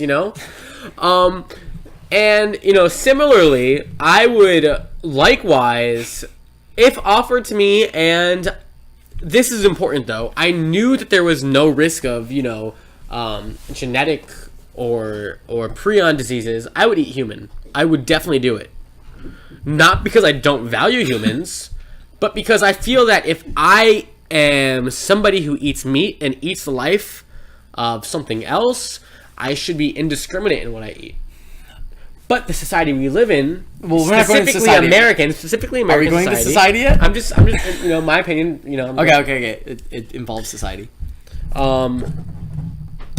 Has laws and dictates what kind of meats we're allowed to eat. But, whatever. Unfortunately true. I would eat horse. I would eat dog. I'd eat cat. I don't give a shit. Like, I don't know. That's what I'm saying. it's not that I'm discriminant in life and what I eat or what I value in what I eat, but the society I live in discriminates what I can and cannot eat. Personally. Don't say personally. We're starting with personally. But don't say personally, because we know it's personal. We know it's what you mean. I could have said societally. But you could have said... Alright, whatever. We're not fucking writing a paper, man. You make a fair point. We're not in the abstract. You make a fair point. We're in a podcast. I would eat anything, and tying it into societally, if a society says... Because Max is like, okay, I don't eat certain things because society says it. If society says I shouldn't eat it, that just makes me want to eat it more. That's part of the thrill, okay? If society's like, don't eat a dog, okay? Maybe I have eaten dog. Maybe you should watch your dog, okay? I would... Like that, okay? Human meat, you're moving slow enough. Okay. I'm munching down. We have a focus on the question. Okay, wait. We have a focus on the question, says our technician. So it's Umbra Angel again. It said, I like to focus my question to killing a spider in your house versus killing another human. What's the difference? They're both life. How is one more important? I don't kill either. Oh, I'll answer that real quick. Okay. You go Let's first. take a very statistical point of view to this. Sure, it's very species-centric to say that humans are more important than spiders. But that's not also to say that spiders aren't important for the ecosystem or for humans. But you also brought up the point that the spider is in our home, which is different than if the spider is outside of our home. I would not go out of my way to kill a spider that's in my home. I mean, that's outside of my home. If it's in my home, it would still, be dependent on whether the spider is causing me an issue or not. Plus, the type of spider that it is, if it's a potential threat to me. Interjection. Spiders kill all the other mosquitoes and shit in my house. For sure, I love them. I would fucking buy spiders and put them in my home. But I don't want a brown recluse in my house. Okay, brown recluses have killed one human being, and it was a fucking baby. It's not about the killing. Let me be clear. It's not about the killing. It's about babies are pussies. It's about the potential harm that they can do to me, right? In my own home. Outside of my home, I'm not going to kill a spider. In my own home, sure, I'll do it. Though it's very contextual, And I think it's not because I don't value spiders, but it's because I value myself, and I don't think there's anything wrong with valuing yourself. Because I love myself. Right? I love myself. I love myself, too. I love the people I live with. Max says it like he's sarcastic, but I'm being honest. I mean it, too. I know, you say it like... But I'm bringing it back to the topic. Personally, I never have, and if I can avoid it, I never will, have killed a spider or a human. So, I'm going to keep that trend up. And if I ever kill a spider of a human, you best bet it's unintentional. Because I have never intentionally killed a spider or a human, and I never will intentionally kill a spider or a human. Okay. What is that? Our technician is giving us he's giving me a lot of dirty looks, so I don't know what I'm doing wrong, but I'm doing something wrong. Let me know in the chat what I'm doing wrong, because our technician is not he's not happy with one or both of us. How are the Charlotte Bernhardt said, if you had a dream about an elderly porpoise who you love like a father, and then you discovered it in real life, would it shake you to your fucking core? Yes, it would shake me to my core. Honestly, if I had to make a list... First of all, I want to call out Charlotte Bernhardt real quick for taking OC content from Clickhole and trying to present it and trying... I was gonna play it off. And trying to present it as her own. That was Clickhole content. We don't respect that. But as much as I love Clickhole, I don't love the... cite your fucking source, Charlotte. All right, cite your fucking source. We're scientists here. It would shake me to my core, though. It would, in all seriousness, it would shake me to my core. It would shake me to my fucking core.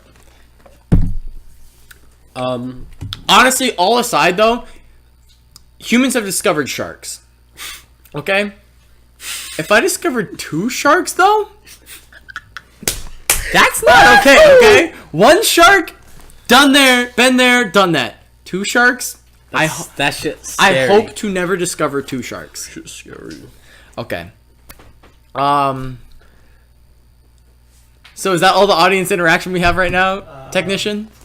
Podcast technician, Nick? 1 second. Someone said, hey Max, what's stopping you from being vegetarian/vegan? Okay, I'm gonna pee while you answer that. Alright, what's stopping me from being vegetarian/vegan?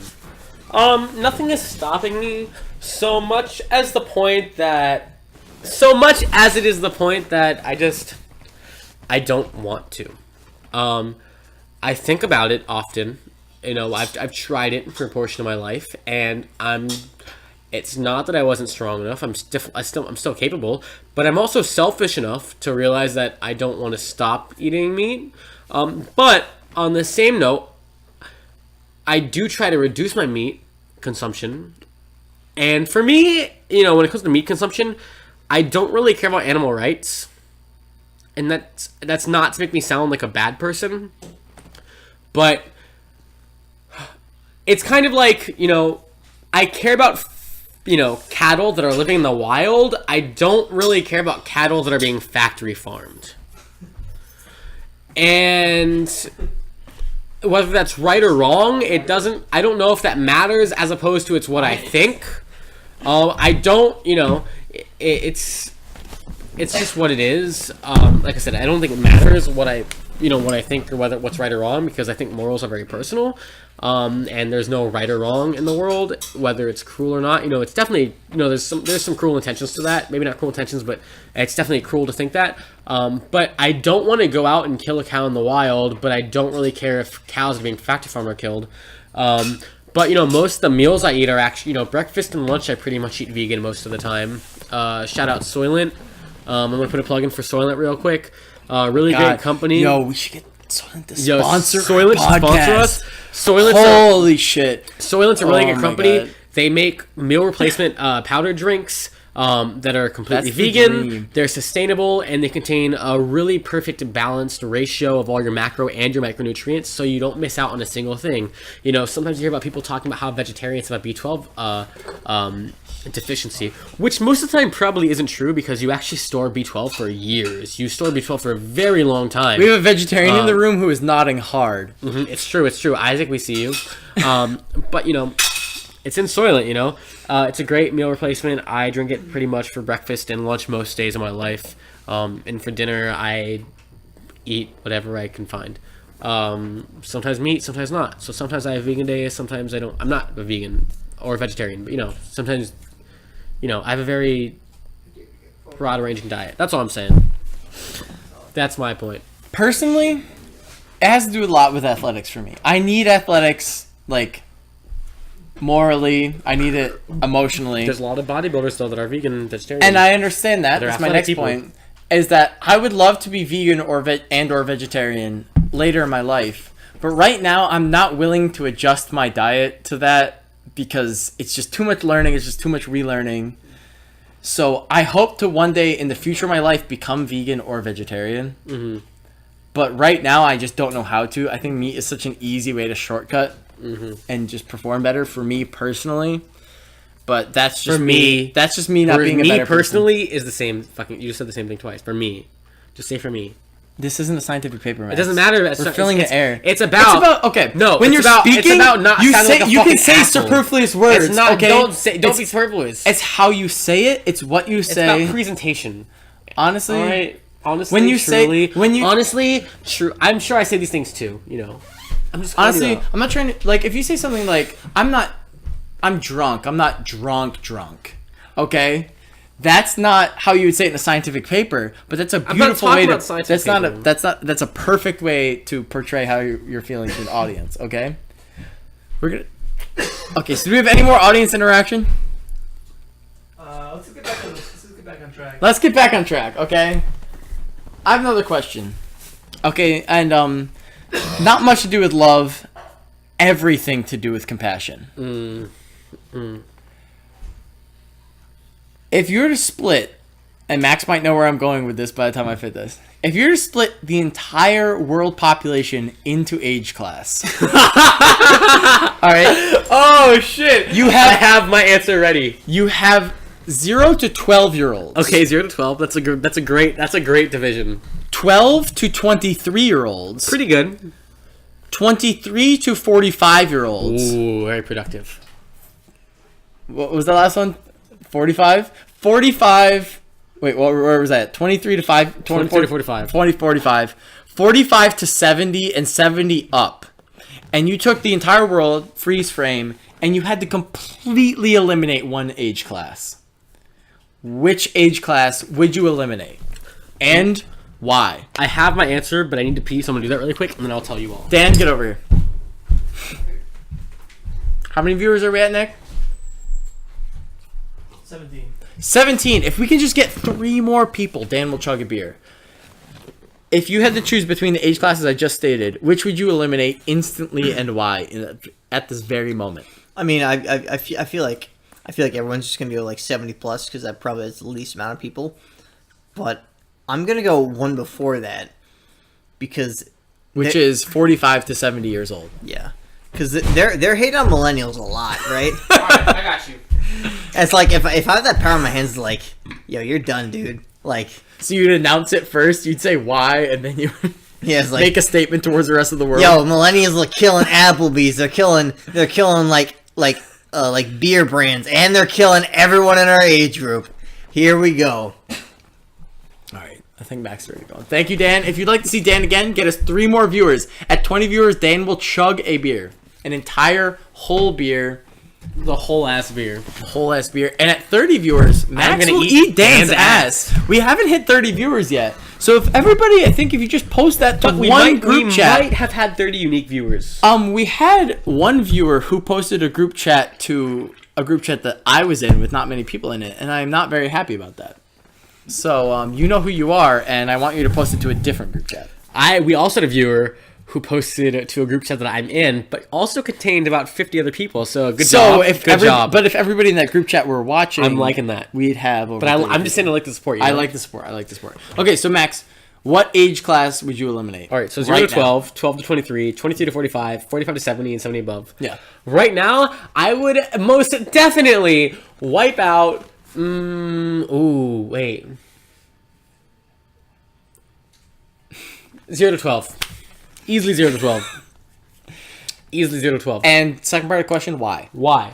So we're going to rationalize which age class of life is more important than another. Well, 0 to 12 this is a very utilitarian viewpoint, and I think that's fine because I think that's important to society.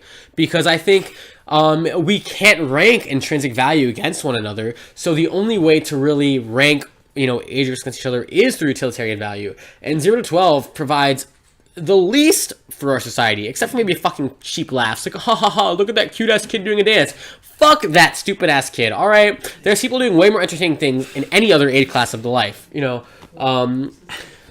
So, okay, maybe some young parents in the age group of 23 to 45 are going to lose a kid. They can have another kid. They're young enough to do that. Like, that's cool. They'll just do it.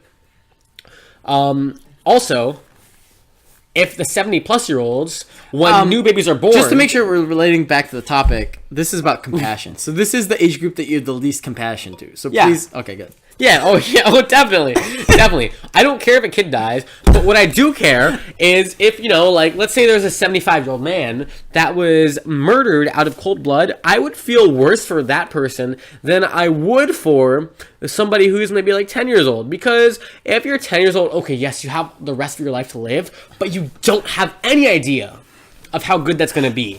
If you're 75, you have likely kids, grandchildren, people that want you around, people that you still want to see grow up, that you've earned almost this right to for being around so long, right? And plus, once because once the 0 to 12-year-olds are killed, more people can be born after that. That's something James forgot to mention, but that's a very important premise. Okay. But. So once all the millions of 0 to 12-year-olds are killed, more can be born, and then we still have retained the knowledge of our elders through the 70-plus-year-olds that they can use to then teach the newborns. That's what I think is important. 12 to 23. At that point, you have a greater understanding of life and what's going to happen. 23 is kind of hard because, maybe 21, we're 21, James, right? And I'm not saying this because we're 21, but we're almost done with university, and we're about to be... We are 21, just to make that clear to all the Twitch streamers. We are 21, and I'm going to say we're about to be done with university, and we're about to start in a very productive time of our lives. And whether that's through work, and, maybe this goes back to the fact that, like, however, all the fucking socialist kids, maybe I'm one of them, who knows, like to say that, like, you're worth more than your productivity. But in this case, you can't be worth more than your productivity, because then how do you equally rank life against each other? And I guess you say you can't, but we're going to do that because that's the premise of this question. So it's all in terms of our productivity. So to be 12 to 23, you're way more productive than a 0 to 12-year-old, not as productive as a 12 to 45-year-old, or maybe a 45 to 70-year-old, way more productive than the 70-year-old. But you also have the more immediate potential to be productive. So I think that's important to keep in mind. And, even a 20, even like an 18, maybe even 17 to 23-year-old can be very productive people and make a very positive impact on society. So fuck 0 to 12-year-olds. I think, okay. The youth can rise again. The old can't. Okay. I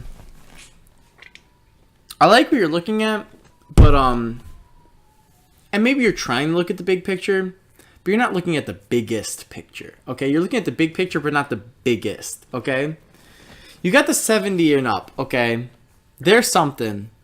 So then maybe there needs to be more division between the older folk. Okay. What I'm saying is... Like 90 up can die. Straight off the bat, 70 and up I'm going to eliminate, okay? There's for a few reasons. There's the cold... Your dad's dead, man. That's true. I would... But hear me out, okay? For society, they're not contributing as much. They've done all they can do. If they're going to do something when they're 70 and up, they should have done it earlier, okay? They're out of here. But the bigger picture is, and this is about love and compassion, I'm not going to love or have compassion for somebody who's 70 years old or older. I'm not going to love for a 5-year-old. Oh, maybe I'll have compassion, but pedophilic. But I won't have love. Okay, but here's what I'm saying. You got the attractiveness, you got the love. Surely, biologically, love is all about reproduction. Are you reproducing with somebody who's over 70-year-old, Max? No, wait. You say love's all about reproduction? Love is not all about reproduction because I love you. And I'm not trying to reproduce with you. I just love you for who you are. And I, in fact, probably love you than a lot more people that I have in my own life. We have an audience question. Isaac? So, not really a question. Supporting James's argument. Fuck James's argument. If we kill all of the 0 to 12-year-olds, there will be a 12-year gap of nobody aging... time where there will be no hot 20-year-olds. Basically, but okay, that's what I was getting. If we kill the 70-year-olds, we're basically going back to what the age structure used to be, which is people live to about 70, which puts us back about 20 years, okay? And what I'm saying is, you have a 12-year gap of no fine-ass, like, mid-aged girls, and by mid-age, I mean, like, 18 to 24, that prime age, okay? Alright, people are worth more than their bodies. Well, I don't... So that's not very compassionate. Okay, we've established a lot of things during this podcast. I don't know if we've established that. That's not very compassionate for you to think about people as, because right now you're just thinking about their bodies and their physicality, and love is way more than what people look like, That's That's pretty fucked up. That's pretty sexist. That's not all I'm saying. That Okay, is well, pretty first of all, sexist, bro. first of all, even if it's physicality, it's not sexist. Okay, we're at 19 viewers. If everybody can just get one person, Dan's gonna chug another beer, okay? For those of us who just joined, Dan chugging a beer is a very amusing thing to watch, okay? We got it. We got it. We got it! Okay. 21. We're at 21. For those of us who just joined us, tonight's podcast is about love and compassion. Because we love Dan so much, he's gonna chug a beer every 5 viewers. Every 5 viewers that we gain, Daniel Decker, let's get him in frame. Dan, come on here. He's taking off his shirt before he gets into frame, which we really appreciate. Every 5 viewers, Dan will chug a beer. So that means we hit 21. When we hit 25, Dan will chug another beer. So if you want him to get really going, send this link to all your group chats, okay? Tonight's theme is love and compassion. Me and Max are diving in, okay? If you have had any questions about love and compassion, if you have anything to say about love and compassion, please let us know in the chat. We frequently have audience interaction. But right now, what we'd like you all to do is take a step back and watch our friend Daniel Decker chug a beer. We've been timing him each time. What was it? What's his fastest time of the night? All right, so his first time, or his second time because we didn't time the first one, was 39 seconds. You know, that's pretty good for Dan. Dan's not a beer So that guy. was at 10 viewers. Dan likes wine. He loves wine, does not like beer. But what was his time at 15 viewers? 15 viewers, 33 seconds. So let's he's see getting if he faster. can't, So this is at 20 viewers. Okay? If I can break 30. If he can break 30. Just keep going. I just Open ate your like throat. I just ate like 2 bowls of pasta, and I just finished drinking a glass of milk. Okay. So we'll. But if you're enjoying this, please get us to the next milestone. Okay, please get us to 25 viewers, okay?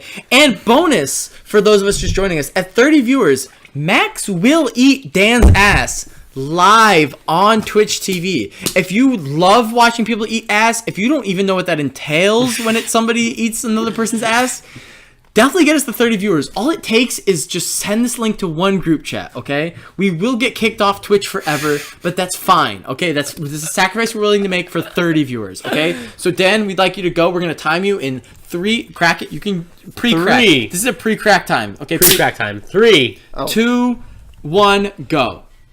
Go, Dan. Oh yeah, you can see that time going. He's going. He's putting it down.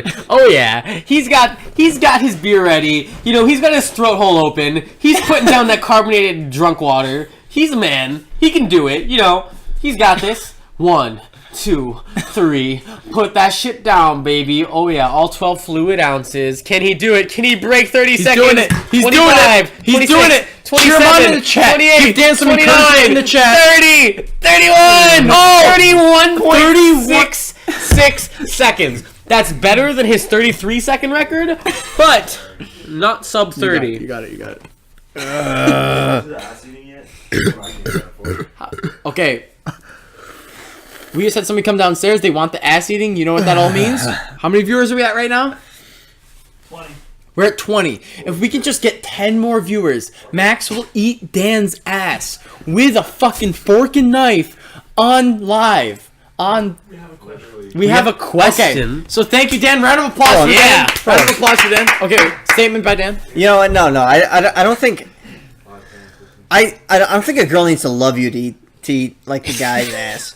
But I feel like girls don't have enough compassion to return the favor. You know.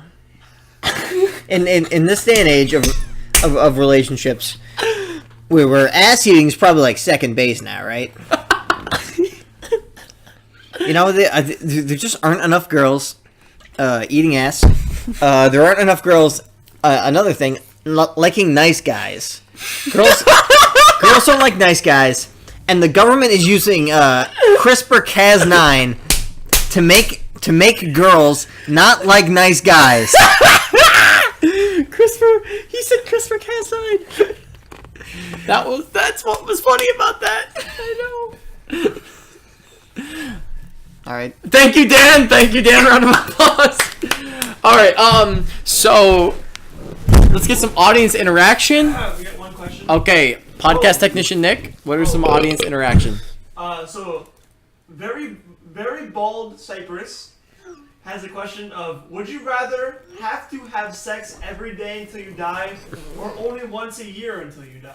Every day until you die? Every day. Wait, what's... I masturbate almost every day until I die, so I'll probably have sex every day until I die. Can I make a modification to that question? Wait, yeah, can we have a modification? Because that was pretty easy. Okay, for the first choice, it would be every day for 5 years, but then you can't have sex for the rest of your life, or once every year for the rest of your life. Once every year for the rest of my life, because there's more to life than sex. Okay. Yeah. Also, another question by the same person. Okay. Say you're in a friend group. Say it. Yeah. James and a girl in the friend group get together and date for a year, but they break up mutually. Then the same girl and Max fall in love and want to be together. James, how would you feel? And vice versa. Wait, who asked this? Very bald Cypress. Where? Very bald Cypress. That's pretty funny. Alright, first of all, It's really personal. I feel like I know who asked this, and I think you should DM me about this. Who said that? Who do you think it is? I'm not. We'll talk about it after the. We'll talk about it after. I'm with. No, it's okay. But He better feel good about it. I'm glad they said mutually. I'm glad that was a part of it. I'm glad we're on the same page. I think the idea is, if it was a queen breakup and Max Which it started was. and Max started dating her, or you started dating Max's girlfriend and they had a mutual breakup. Okay. How would you feel about that? Let's get this less specific and say, somebody you're really good friends with dates an ex. How do you feel about that in general, Max? Right. You know, I'm really bad at confronting people who, you know, make me feel bad. We're so close to getting Max to cry. But let's say somebody that I loved started to date James Longo. You know, I think I'd be okay with it. This is not something that happened. It did not happen. It probably won't. It will definitely never happen. God, Well, not definitely, but probably never. I will try my best. Which means that it won't happen. Good. Okay. Ooh, that was an intense look. No. What have I done?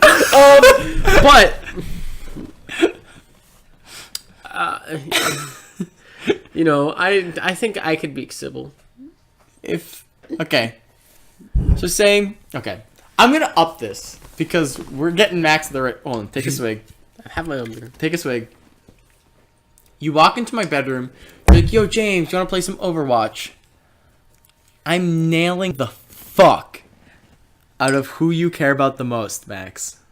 I'm Yourself. I'm who you care about the second most, Max. I'm cock deep in them. Okay, that means I'm about 5.3 inches deep in them. Okay. What is your initial reaction? What's your initial and then long-term reaction to that situation? For those of you watching the video and not just the audio, Max is very distraught right now. Max crying. I would I'd probably How'd you take that? I'd probably run out of the room, and then I'd maybe I'd yell. What would you yell? I'd run out of your house, and I'd go fuck. And then I'd run back in the house, Exactly what would be happening. and then I'd run back out of the house so I didn't want to interrupt them. Okay, I respect that. And then Because I'm probably about the nut. and then I run. Yeah, I would too. And, Oh! and then I run back in the house, and then I run back out of the house, and then I run back to my house. And then I'd probably sit in my bed. I probably wouldn't cry because it takes a lot for me to cry. That's a lot. And then I'd probably try and forget about it by watching anime. And then I'd wake up the next morning and be like, wow, I don't want to get out of bed. And then I wouldn't get out of bed the next day. And then that's short term. And then long term, you know, the next day after, I'd be like, yo, James, what the fuck were you doing? And he'd be like, this is what I was doing. And then I wouldn't talk to the other person about it because they're their own person. And, you know, really doesn't have anything to do with them as much as it has to do with the respect that James has for me. I don't know. This is all hypothetical, by the way. I'd be I don't sad. want any viewers to think this is literal. I'd probably be sad. I would just be sad. Now, I can tell I can tell by the reaction that this is about one specific person. What if it were about another specific person? Yeah, whatever. Yeah, whatever. Yeah, pretty much. Try to convince Dan to go for something, you know. I tried telling Dan it was all right. Okay, our technician is telling us. Alright. Okay, wait, Dan, let's get Dan in frame because Dan has something to confront Max about on live stream. So whoever's live stream, What the fuck? We're starting What it the now. fuck is about Dan's been talking about this for a while, and he wants to confront Max about this live. Okay, yeah. While we're on the subject, Max, sit up. We need because I think Max is trying to just like make up for maybe something he did in the past. I didn't do anything wrong. I've never done anything wrong. Okay. I mean, Perfect. Start from the beer garden situation, and then explain your thinking, Dan. I mean, like it's And don't cover your mouth. it's yeah. So beer garden. We go there on my 21st or 22nd birthday. Yeah, you're right. And Max is trying to convince me to do something with to have sex with his ex-girlfriend. And he's like really pushing. He's like, "Yo, Dan, I want you to have sex with my ex-girlfriend." And so, like, what was your thinking, Dan? What was your logic of why he said that? I'm thinking like Max had sex with one of my ex-girlfriends, which is like, I mean, I wouldn't care if he did. Like, I don't give a shit anymore. I'm just like, I feel like that's the reasoning though, because like he's trying to repent for what he did, because he's like, yo, if Dan has sex with one of my ex-girlfriends, we're even, and I don't even need to tell him anything. All right, so Max. I mean, Max, I don't care.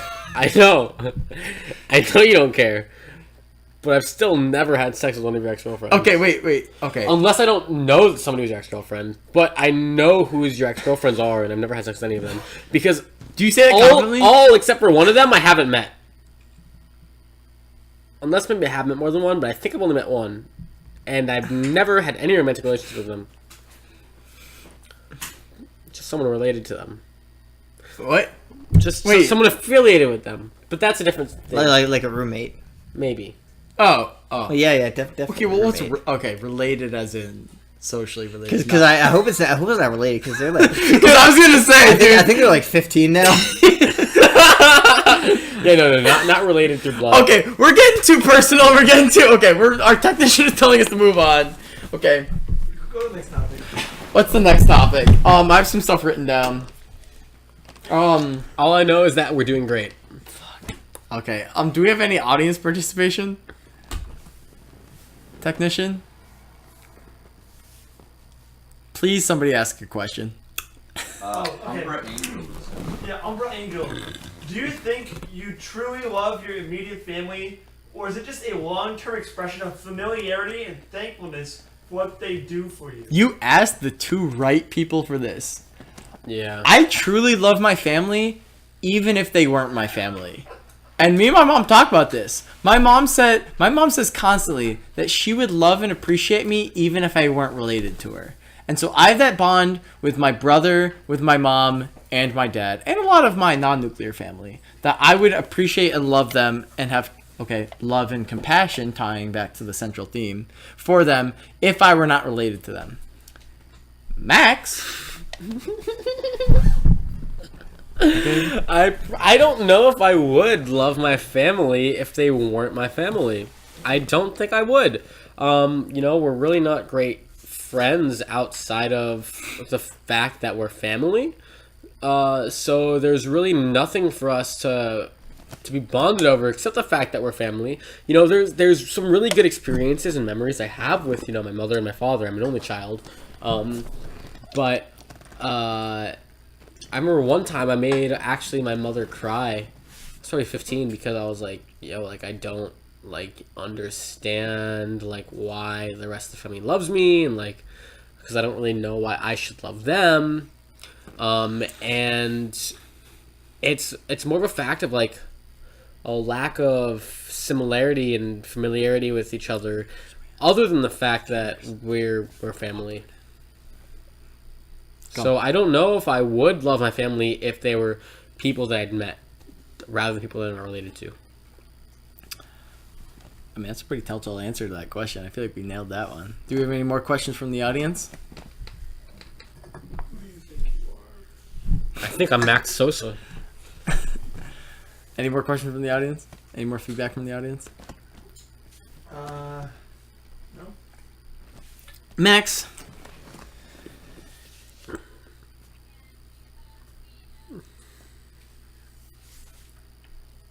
If Yeah. you had Yep.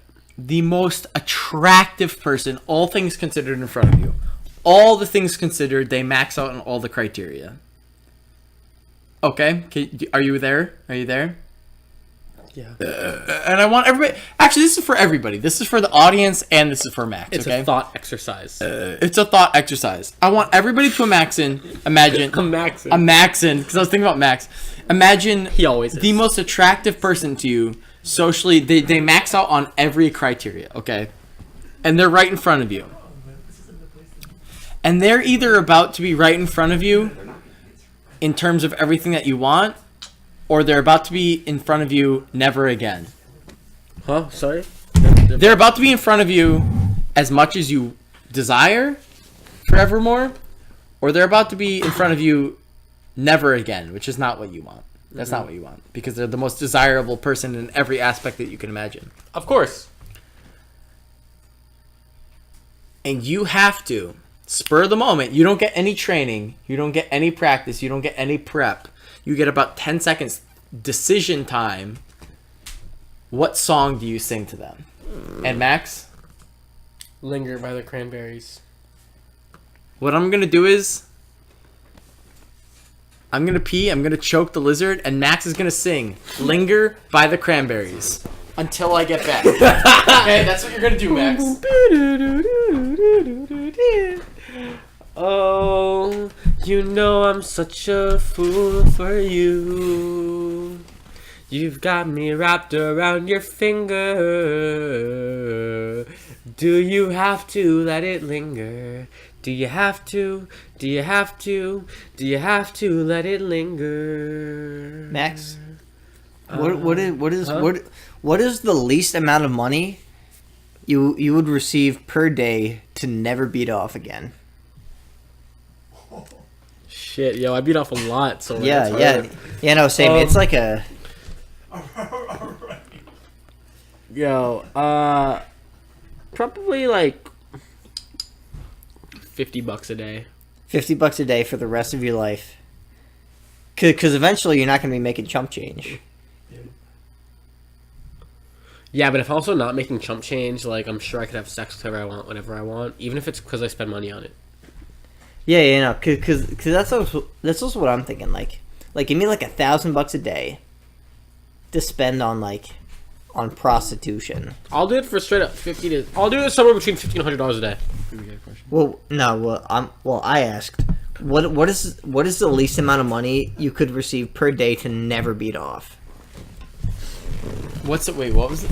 One more time? You can never beat off for the rest of your life, but how much would someone need to pay you every day to not beat off? $1,000.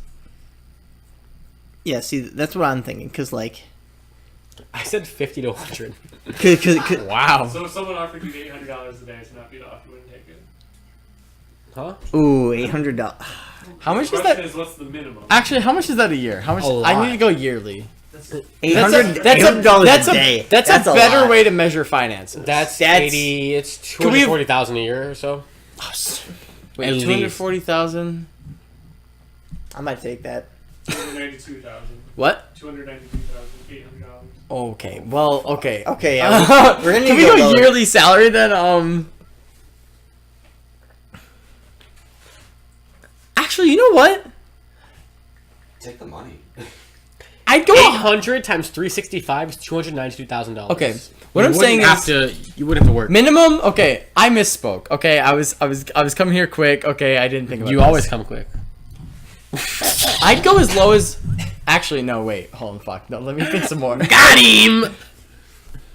Because I was I was about to name a number that I was making less than over the summer. Because it has to be higher than you realistically expect that you will make in the future, right? Yeah. So, fuck, I don't know reasonable wages. Yeah, you know, because I feel like it needs to at least, it will at least need to like add the same amount of salary. Before taxes, I made $140 a day over the summer. So, I would have to make more than that. Are we taking taxes out of this number? No. Okay, we're not. Okay, so it's no taxes. Yeah, no. Yeah, it's some from the government's paying you under the table. Under the table for this. It's like, yo, you need to stop masturbating, dude. So it would need to be several hundred, because if that's how much I'm making now, I have to assume I have to fucking pray to God that I'm gonna make more in the future. So $100,000 a year would be about $290 a day. So I would have to go 200,000 a year to not beat off every day. It's like $600. I would have to go 200,000 a year to not beat off every day. But I'm not working. I'm just not beating off every day. Actually, you know what? I feel like I want to go to work. Actually, I cannot beat off at work. I would go. Have you ever beat off at work, Dan? I've not beat off at work.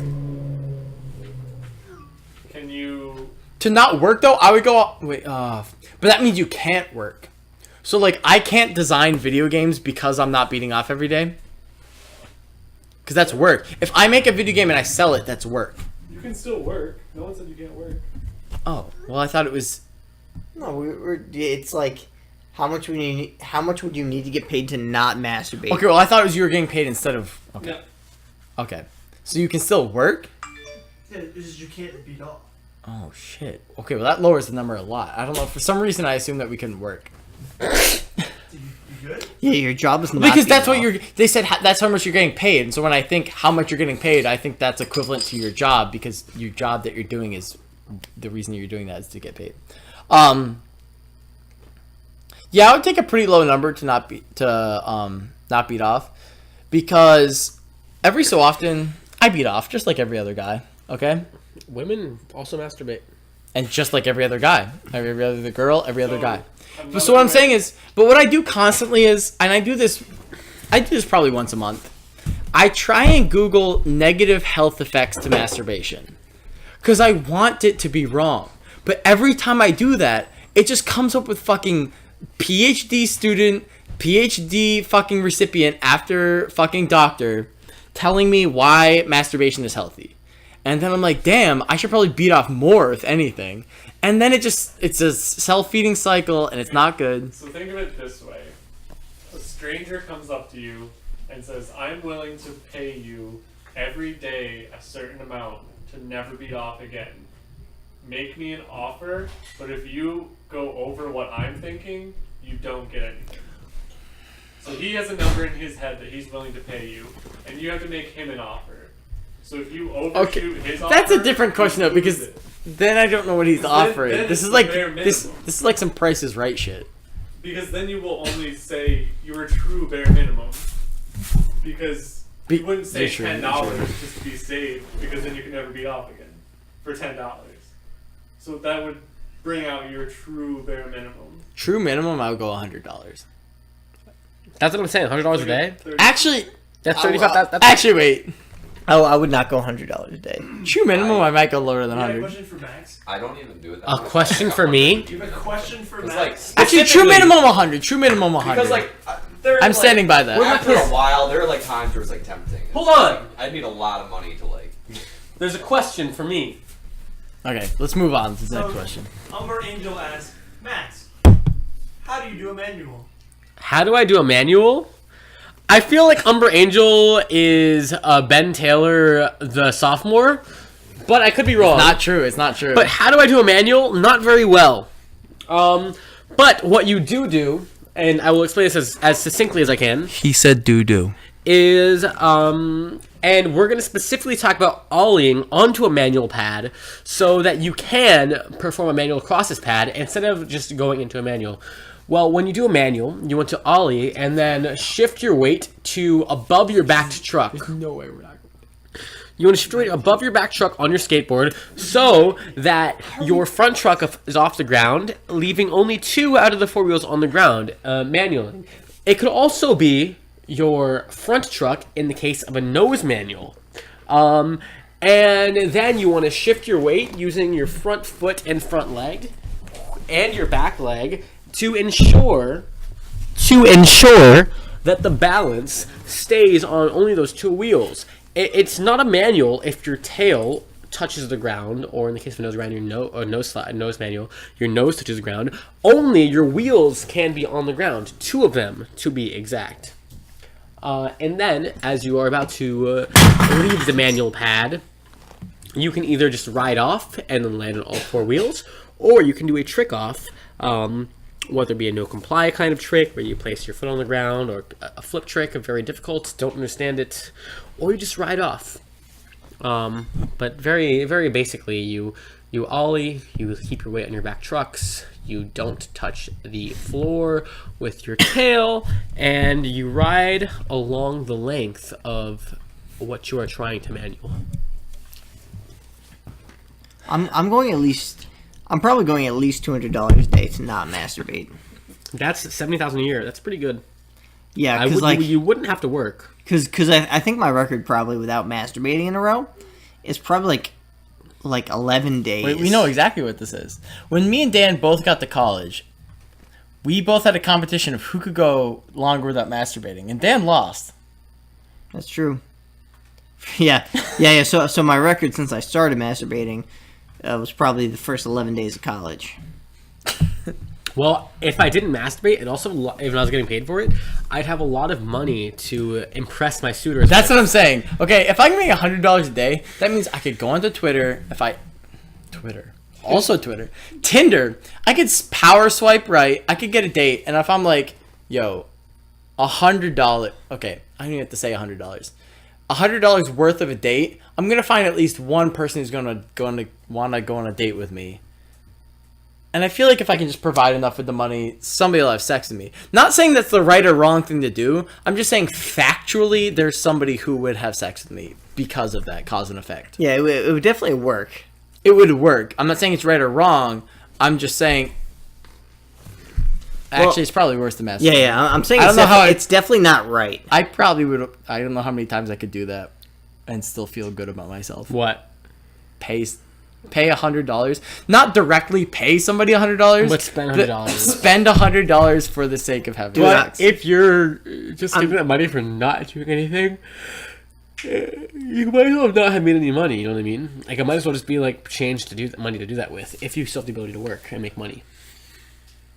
What's the most times either of you have masturbated in a day? Maybe like 3 or 4. Move back. 3 to 4, but off. Max, you're spreading everybody out of the scene. But usually just 1. I keep it to 1. Max, you need to move the other way. I'd say the most I've ever ejaculated in a day is 6 times. Why so many? I've ejaculated more than 6 times in a day. That's painful. That's so painful. Max is like It was probably my senior prom. We get it. You just kept nutting after every song. Yeah. No, we got out probably at like midnight. We got a hotel room. Please, audience, save us from this and give us some good questions. Yeah. I don't want this I anymore. don't know. But like I don't want starting at midnight, it was just like, you know. Give us some more details, Dan. We did a sin, and God cried. Which sin? Premarital sex. Is that the only sin? Only one. Did the sperm touch the ground? Because that's also a sin. Okay, we got a question. Thank God. Max, James, and chat, is the global environment midterm easy or hard? I've never taken global environment. So I don't Who's know. teaching it now? It's not the same teacher that Might be DMOD. It's not DMOD anymore. I only had DMOD. Well, was it easy or hard? I passed the class, so it's easy. No, just kidding. I AP'd out, so very easy. I got a B+, so like, that's a James A, so easy. It was pretty easy.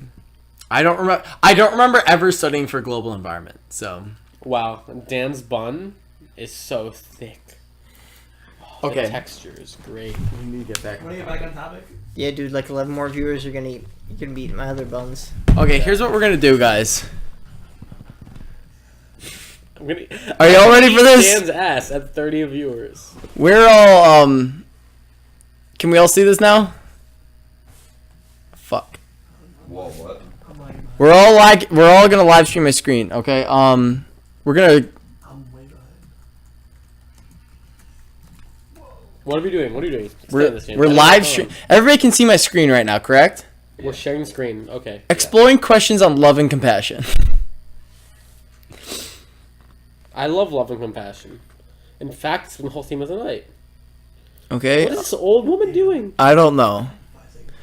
Okay, so there's already a podcast on questions on love and compassion? Fuck. Okay, we're not listening to that. We can't listen. Compassionate love quiz. I've loved to quiz my compassionates. You might What we might think. take the quiz. Okay, We're gonna Max, take the me quiz. and you are gonna take this quiz, okay? All right. well, When I see my how about partner we feeling answer sad. every other question and see how our love compares, how our love combines. Okay, I'll answer the first one. All right. When I see my partner feeling sad, I feel the need to reach out to them. Strongly agree. All right. I spend a lot of time concerned about the well-being of my partner. I agree. Okay. It is easy for me to feel the pain and joy experienced with my partner. I go agree. If my partner needs help, I would do almost anything I could to help him or her. Just agree. Just You agree. guys can see the screen, No right? one's gonna say disagree on any of these. I know because, you know, I would rather suffer myself than see my partner suffer. It depends on things. It depends on a lot of things. that's a really not like tough a. question. So I'm gonna go neither agree nor disagree because That's it's that's actually what I was thinking. very circumstantial. If given the opportunity, I'm willing to sacrifice in order to let my partner achieve their goals. I'm gonna say, at least at this stage in my life, disagree, because by giving up on my own goals, I see it as giving up on myself, and I don't know if I want to give up on myself at 21 years old. True. One of the activities that provides me with the most meaning in life is helping my partner. So are you my partner? I guess so, But because we don't have partners at the moment. I can't say that one of the activities that provides me the most meaning in life. I can't say that. Yeah, I don't expect you to. Okay. I would rather engage in actions that help my partner than engage in actions that would help me. I'm gonna say neither disagree nor agree because It's so circumstantial. I'm still trying to make the most of my own life and make sure that I'm successful. Because by myself being successful, I'm also setting up a situation in which my partner is also comfortable, even if that means that I might be absent in my partner's life for a little while. But that is also granted on the contingency that we understand that there might be some break in our love, in our togetherness. Here's what we're gonna do. Ooh, we out here? Right? We out here? How's that look? How's that look, live streamers? That looks cute. Yeah, we is. It's yeah. Okay. I often have tender feelings towards my partner when they seem to be in need. I don't know how Yeah. often you're in need, but like when you are, strongly agree. Okay, what do you feel, Max? I accept my partner even when they do things I think are wrong.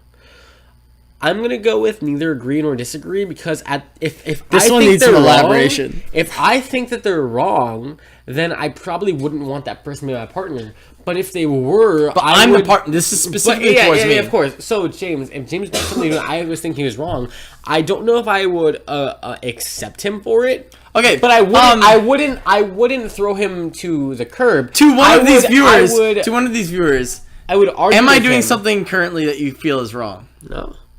Okay. No. Have I done something in the past that you feel is that you feel is wrong? Maybe. But I would try and convince him to change his ways rather No, you than haven't. reject him for being the same person, because I want our values and ideals to, I'd like them to line up. I'd like them to align.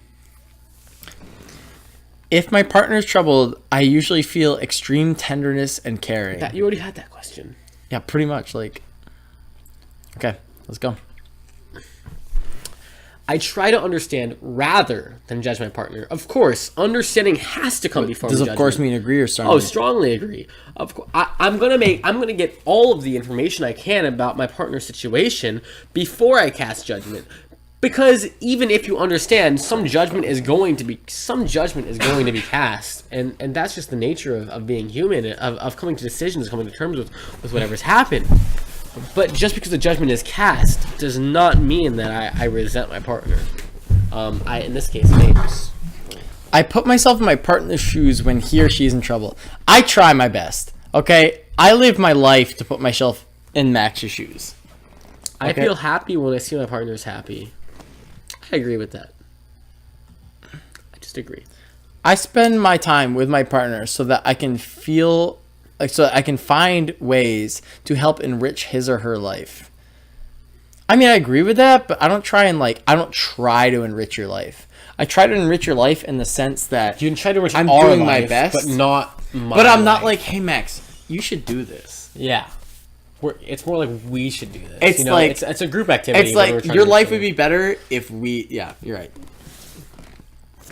What is your age? Well, Just wrong, guys. I'm not really positive. I think I'm 60 to 69, Okay. but no, I'm actually 18 and 29. Okay, good. What is your gender? I'm gonna go male. What's my marital status? Single. Okay. How long have you been in a current relationship? How long? Not currently in a relationship. What is your sexual orientation? We're both heterosexual for the most part. Submit all answers. All right, let's see what we got. Wait, was that the answer? We have 50 out of 75 suggesting we feel a moderate amount of compassionate love for our partner. What does that mean? What exactly does that mean? These kind of quizzes piss me off. 'cause it's Okay, speak up. Okay, these kind of quizzes piss me off because you know what are the compassionate answers. And it's like, oh, hooray, you're like this percent compassionate. It's like, yeah, but you could easily just like put whatever down. That's how James I feels. like the ones where it's like you personality don't know quizzes. what you're gonna get. Okay. We're 58%. We're 58 out of 75 compassionates. What's your favorite emotion? My very bald cypress. Excitement, Our favorite emotion? maybe excitement. We dropped off the beer. We're 14 now. Yeah, wait, Getting hold, late, you know. wait, hold on. I'm trying to put this back. My favorite emotion, I think excitement's a really interesting emotion because it doesn't have to. It's kind of vague in whether it's a good Fuck. or bad emotion, but it's an emotion in which you're in this really elevated state, and almost anything you feel like can happen because you're excited, and it's really it's random almost, you know. And why? There will be no more beer chugging tonight. Okay, there will be no more beer chugging tonight. Absolutely not. We're winding down the podcast. The next person to tell me and Max to do something, we will do it. So, we'll patiently await that. Actually, I shouldn't type something because I have like a 10-second ahead. Yes, whoever tells me and Max... Umber Angel. Okay. Okay. Okay, let's go. Do you think a relationship? Do we think what? Do you think a relationship between someone who is insecure, independent, and someone who is very secure and independent can have a secure relationship even though one needs one person much more than they need them? Yes, because there's self-assurance and there's, like, non-self-assurance. And you can get both from that relationship. Yeah. Because if you're just dating somebody who has similar personality traits to you gives you self-assurance. Mm-hmm. Because you're like, all right, this person that I like has these traits, so the fact that I have these traits shows that they're likable because I like somebody with these traits. But even if they're different or if they're the same, they have the opportunity to assure you of your traits with positive reinforcement. So I think, sure, I think really any two people have the opportunity to be compatible, which I guess includes that matchup of personalities as Yeah. being compatible. Because only the person I feel like that is insecure and dependent is going to feel poorly about the relationship if they're with somebody who's dependent or who's independent and secure, because the person who's dependent and secure, I feel like would likely try to make the other person feel secure as well, instead of feeling standoffish or feeling excommunicated. And I think I'm not saying it would be a positive experience, but I think it very well could be. So some of the suggestions for you guys to do was What was the first one? eat your shorts. Who put? Was the Umber first? Angel said eat your shorts. You gotta eat your shorts, dude. What are the other suggestions? What I are can't the other digest suggestions? this. I physically can't digest The it. other next one was suggestions get are married. get married and 69 bear hug. Wait, we're trying to read. We're 690 bear hugging. Okay, James lying to catch. Are we going on the couch or are we doing it vertically? Well, someone has to be upside down. Wait, no. We're 69 bear hugging, right? Oh wait, yeah. So you go this way.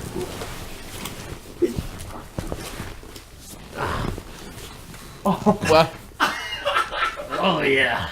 Oh yeah. okay, we did it. Oh We yeah. did it. We're good. Oh yeah. Okay, we're good. Dude, I can feel your throat vibrating on my balls. Okay. I like it. This podcast has devolved. This podcast has devolved. Okay, we've hit rock bottom for the podcast. We drank too many beers. We let the podcast go too long. Umber Angel said just unsubscribe. Who the fuck is Umber Angel? Okay, that's the only person who ever contributes to these chats. Where'd my hat go? Snazzy Blue says, Where's my okay, hat? now get married. We'll think about it. Snazzy Blue? Okay, I know who that is. Me too. I don't know where my hat went. Jim, what are you wearing on your feet? Who said that? Yo, James got SpongeBob looking feet, bro. So this is what I'm wearing. It's basically a pair of tweets that Donald Trump has contradicting himself. Yeah, I can't read that, dude. Is it not clear enough? You can barely read it. It says he's saying the Electoral College is the worst thing happening to America, and then also saying the Electoral College is perfect. Yes. That's the gist.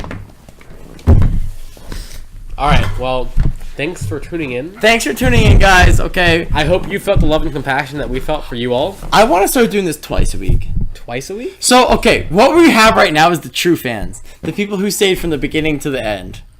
Please send to the chat right now what we could do better. Send one thing that we could do better and two things that we did good. If you know us in real life, text us what we can do better. Please, yeah, We need your Snapchat us. feedback. We went for over 2 hours today. Yes. If we get 5 messages in the chat, we will kiss. We'll kiss. But it's gonna take 5 messages. Telling us to kiss. Very explicitly saying James and Max should kiss. Yeah. If there's a better time, if there's a better date that we should podcast, let us know. We're very new to this. If there's certain things that you hate, these are the true fans. We're winding down. That's it. What? Guys, What? you gotta kiss. How many did we get? We are 5 already. Wow. Okay. That was very tender. How did we get 5 so quickly? They wanted. We gave the viewers what they want. We You give know? them That homosexual tension. So aside The from homosexual tension. but we broke the tension is the problem. Did we? Is there anything you guys want? Because we're all about pleasing the viewers, okay? Umber Angel's unsubscribed again. What we'd like to do is break 100 viewers. How do we need to get the mass appeal? Yeah. What are you gonna do when you break 100? Because 30 is all. I mean, we'll be Eat freaking the each fuck other's out. ass. I don't know. We need to be more universal about it. We need to be more engaging. We need to be better. Yeah. don't know how we do that. We're just being ourselves. Another question We got another question. by Umber Angel. This is Oh my this is all- god! Can Okay, somebody wait. other than Who is Umber can somebody Angel- other than Umber Angel like no, fucking? It's I not love that, you. it's I love you, not Umber that we Angel. don't like you, but you're dominating the question. Yeah, it's a good question. You're Why do monopolizing. things move if every force has an opposite and equal force? Fuck, that's pretty explainable. It's You because just explained it yourself. So okay, yes, everything has an opposite. Oh, actually, shit, that's really hard. Yeah. How is that hard? Different masses. Any force would result in two movements. Well, it's saying Yeah. if everything has a force and an equal force opposite of it, how do they move? You just like, if things move, how do they move? If something has a force, do you know how fucking velocity works? Do you know how momentum works? It's fucking force times mass. Everything, okay, basically almost anything has mass. Okay, so if something has force and it exerts a force, those two things have velocity. When you jump, you have a velocity and you exert a velocity in the earth. It's so minor that you don't consider it. But anytime something moves, so you're like, oh man, if two things move, how do they move? It's because they're both moving. No, fuck Umber Angel. Just kidding. We love you. You're our largest contributor. Definitely our biggest fan. Definitely our biggest fan. Snazzy Blue says, my goal in life is to be featured on this. Okay, well, Snazzy Blue. Come to Syracuse. Not to get specific, but Come to Syracuse. you've Come to been, Syracuse. you've been tossed around the idea of coming to Syracuse next weekend, and we will feature you. I would say the reason that things move is because Umber Angel said that was mildly offensive. whatever. I don't care about offense. James doesn't care about offense. I think it's okay. While yes, there is opposite and equal force. I think Which, by the way, opposite and equal force, one of the things that fucking Newton did during his time off from college. it doesn't mean that there's no movement. It just means that there's an opposite force felt in the other direction. So that if I'm pushing on James, I'm feeling the same force that I'm pushing on him, even though he's moving. It's just that he's also not exerting an equal, like his body himself is not exerting a force to balance what I'm pushing Momentum. on. So there's momentum. Exactly. How many do we have? We have 13 people right now. There's 13 people viewing, Nick. We're not gonna stop. I can't disappoint 13 What people. do the viewers want? Okay? I disappoint people every day, but I'm not gonna... More ass. And I'm not gonna More ass? disappoint 13 people at the same time. How illegal is it to show ass on Twitch? I'm ready to show my ass. Wait, who asked for more ass? Jack Daxter. Jack He Daxter? did. He did say more ass. 1.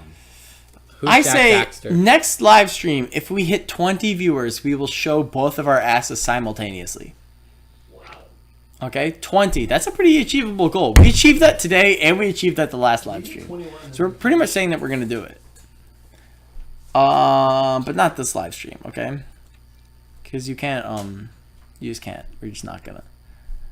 I have to shave. So there's nothing you guys want to see. You guys just want to see us get together better, like be more well put together, have a better format. The segments were kind of weak this time. This is why you don't plan less than 30 minutes before the live stream. Like, what would it take for us to get famous? We need because we're famous, Max and James. It's kind of the theme of this whole thing. We need a higher quality, first of all, video. We need the camcorder set up. We need a higher quality set. Good question. Okay, we got a good question. By Snazzy Blue, if someone happens to have a very upset stomach, but there's a slice of pumpkin pie in their fridge, do they eat it now or tomorrow? They eat half of it now and half of it tomorrow. Eat it all now, don't be a pussy. No, they eat a half now, half tomorrow because you can enjoy it both days. You split it into two slices. Daxter 31 asked for better lighting. Yeah. Better lighting. Better lighting. There's good lighting, it's a shitty webcam. The exposure is super No, weak. the lighting is it's kind of Okay, well the lighting sucks. not but, a lot of lumens in here. we need to buy that wire that can hook my camcorder up to the thing. Get like a light bulb and an umbrella and like do like Yeah, that. honestly. Get some we're reflectors. gonna need more than fucking 21 viewers to start investing financially into this podcast. But do we need to start investing financially into this podcast to get more than 21 Hold on, wait, I have a viewers? question. Next week, would you like to see us interview a stranger that we matched with on Tinder? We'd call it Tinder views. Tinder view. So you find somebody. So we'd find somebody on Tinder. We talk to them. We'd be like, hey, we want to interview you. Very hard hitting topics. As hard or harder hitting topics than we discussed Make today. them uncomfortable. We will within the realm of them wanting to answer. Conspiracy theory stuff. No, just like what we're talking about, you know. just everything. We're gonna work on segments every week. We're gonna work on gimmicks every week. Okay, it's gonna get better. Yeses and 100%. So Sick. So we got okay. So we're I'm gonna hit. ask somebody right now. So we want to do this twice a week. What? And you guys are the lucky podcast viewers. I want you guys to spam the chat with whatever your first choice and your second choice are for days of the week that you would like us to podcast, and we will follow it. We'll follow it. Okay? So please give us days of the week. We've been doing Tuesdays. I don't know how well that's working. Maybe we'd be getting more if we weren't doing Tuesdays. We got a photo of us doing this. Wait, fuck! We screenshotted it! Cedric, whatever his name is on the internet. But Okay, well, there's now I know screenshots of us 69. So if we ever do get famous, that's already on the internet. C-78. C-78, yep. He goes, if you bring a Tinder match, maybe you shouldn't eat Dan's ass live. What if we get them to eat Dan's ass? We'll ask the Tinder match how they feel about it. Yeah. Okay, so It'll be up to them. We have a Wednesday and a Friday. Someone's in Deaf Friday. Friday, Saturday. Friday, Saturday. But I feel like people go out on Fridays, you know? Yeah, well, what At time? this time, I guess, guys okay. feel like partying. Next question. Throughout days of the week and times of day. We'd rather second half of the day. You know what I mean? Because nobody's watching a podcast early. 8:30 might be a little late.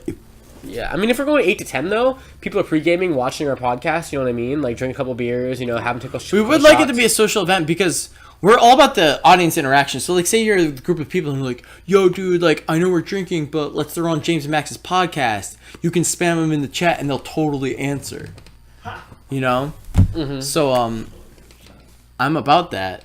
Yeah. Yo, but, like, if Homeboy comes in and these, it's quiet. Hangover Sundays. Are they going to be about that?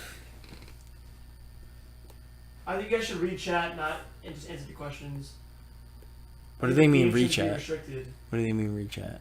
They think we should have the chat, you know, on live and, like, you should pay more attention to the chat. I think we need to segment it. Because it's hard. I think you guys should read it. Because Personally- it's hard for me to relay information. Okay, well, I think that we should focus. Like, sometimes I'm like, Max, what do you think about this? And we go back and forth, and we need that. But maybe a compromise could be like when we go to the audience segments, we bring up the chat and we're fully engaged in that. So we go like, okay, what did the chat say while we were doing that? And what is the chat saying now? And so we get caught up in that. But after a while, we cut it off and we get back into just me and you. And then we do that for a while, and we keep flip flopping. Yo, he's got some good ideas. Yo, he's about to I'm get kind of. he's about to get it later. You know Max what I'm saying? can fill the air. Max can fill the He's air. about to and get it later. I think that I can keep the things going. I can keep the stream going. I have the technology. You know, I think between us both, we could get a podcast going. Oh, someone watched. Someone. We got. They noticed that we got 58 out of 75 right on the quiz. Wow. Yo, I got a 38 on my exam, in a class. I'm not gonna say which class, but That's not good. it's pretty lit. They dropped one exam though. That's not good, dude. I didn't study. I didn't know what was going on. I'm going to take a shower. Okay, how many viewers do we have right now? 13. Okay, we have 13. The 13, the 8. Our podcast technician is bailing on the podcast, so it's cool if you guys do. This is the post podcast Fuck segment. the podcast. Okay, the podcast is officially over, but physically it's not over yet. So any of the real fans, you can stay.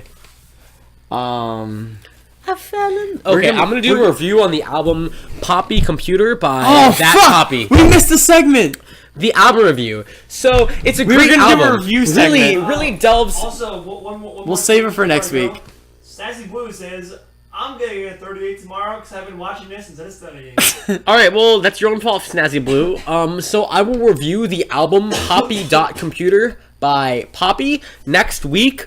You all should listen to it, and we can have a conversation about what you think about it. It is the pop music of the future. We're gonna have a review segment we're gonna cover it next week. He's gonna review that album. I'm gonna review the Adirondack High Peaks. Yo, I Some think of the that- 46 of them, not all 46 of them, but some. How of the, many have you done? I've done 36. 36. So he's only missing 10. So I'm only missing 10. He's a seasoned veteran, you know? I'm into the high peaks. Well, okay, I've done 36 this season. Overall, I think I've done 39. So I've done 39. I can firsthand review 39 of them. We're honestly out of things to talk about. Let me see how many people are still live viewing. We're now our own moderators. We have 11 people still watching. It's more than fine. Okay, we're looking at the chat for the first time. Thank you guys for all the engagement. Wow. Chat was blown out for a while. But really, tips on how to improve us. Max, what are you thinking? Well, okay, I want to hear what they think. Please send it. Please send what you think we could improve this with. But Max, what do you think we can improve this with? I liked the idea that we would read the chat and be engaged with the chat while we're actually responding to it, as opposed to having Nick moderate what we're speaking to. Yeah. That would be good, so that we can actually have that kind of like audience and engagement. I think what might also improve it, just more preparedness, and it's gonna take us a while. I think it's a ratio, though, because if we're too prepared, then it's contrived. right. Okay. It needs to be organic, but guided. Real quick in the chat, I know I demand a lot in the chat, but how do you guys feel about how much we drank? Cause yeah, Max is reading the chat right now. Yo, thanks, Midi. We really appreciate the support. We really appreciate that you're tuning in, listening. We really hope that's what it is. Not so much as background noise, but as a way to kind of feel involved with other people when you're kind of doing your own thing. And we're trying to provide that entertainment and that sense of belonging that maybe we say something thought provoking every now and then. Maybe we're just talking bullshit and it makes you laugh, and that's what's important. So we really appreciate it, said. Snazzy Blue, I hope you understand that I can't handle two things at the same time, so I'm going to focus on the podcast first, but it's ending soon, so I'll message you back to your heart's content. I'll message you all night, and then I'll see how I feel about how much you drank. Okay.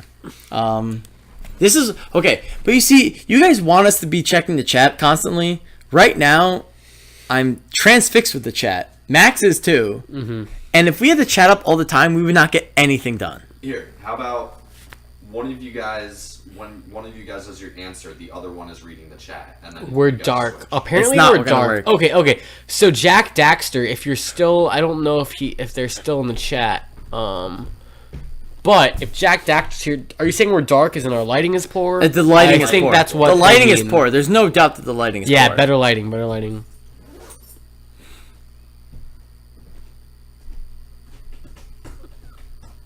I love James' douche voice. Isn't that his normal voice? Our own moderator. Damn, our fucking... No, we're not supposed to expose who the moderator is, dude. Oh, whatever. Only the real fans will know.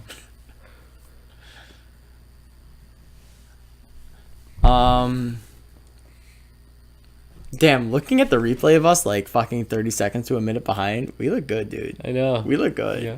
I would watch the shit out of this podcast. We're some sex symbols. Yo, post spam some letters if you think we're sex symbols. Doesn't matter what letter.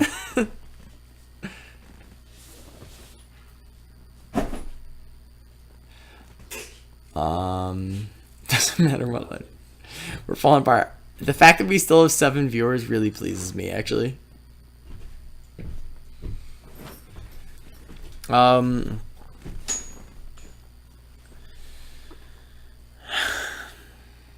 feel like we should cut this off. Hell yeah. Snazzy Blue thinks we're a sex symbol. Well, those are numbers, Oh, they're not letters. spamming. They spammed a letter. We got a bunch of numbers. All right. Well, we're gonna cut this off, yo. I'm gonna say shout out Snazzy Blue, shout out Said Midi, shout out Umbra Angel for the involvement, the engagement, the feedback. Jack Daxter, you've done a great job. We really appreciate the support. We're gonna be here for you guys next week around a similar time. And Well, what are the days? if we also Again, decide, spam the days and the time. That's probably the most important thing that we care about. if we decide to stream again at another time, we will make sure you guys are informed, aware. You know, we're putting on Instagrams, our Facebooks, maybe not our Facebooks, our Instagrams, our Twitters, and our Snapchats. I want to get to the quality where I can put on my Facebook and not feel ashamed. Exactly. Yeah, exactly. We'll be there at some point, but not necessarily yet. So, thank you all. We love you. It's just, Max and James signing off. We're lagging out on my end. I don't know if we're lagging out on their end. Look, we're stalled out. I can see.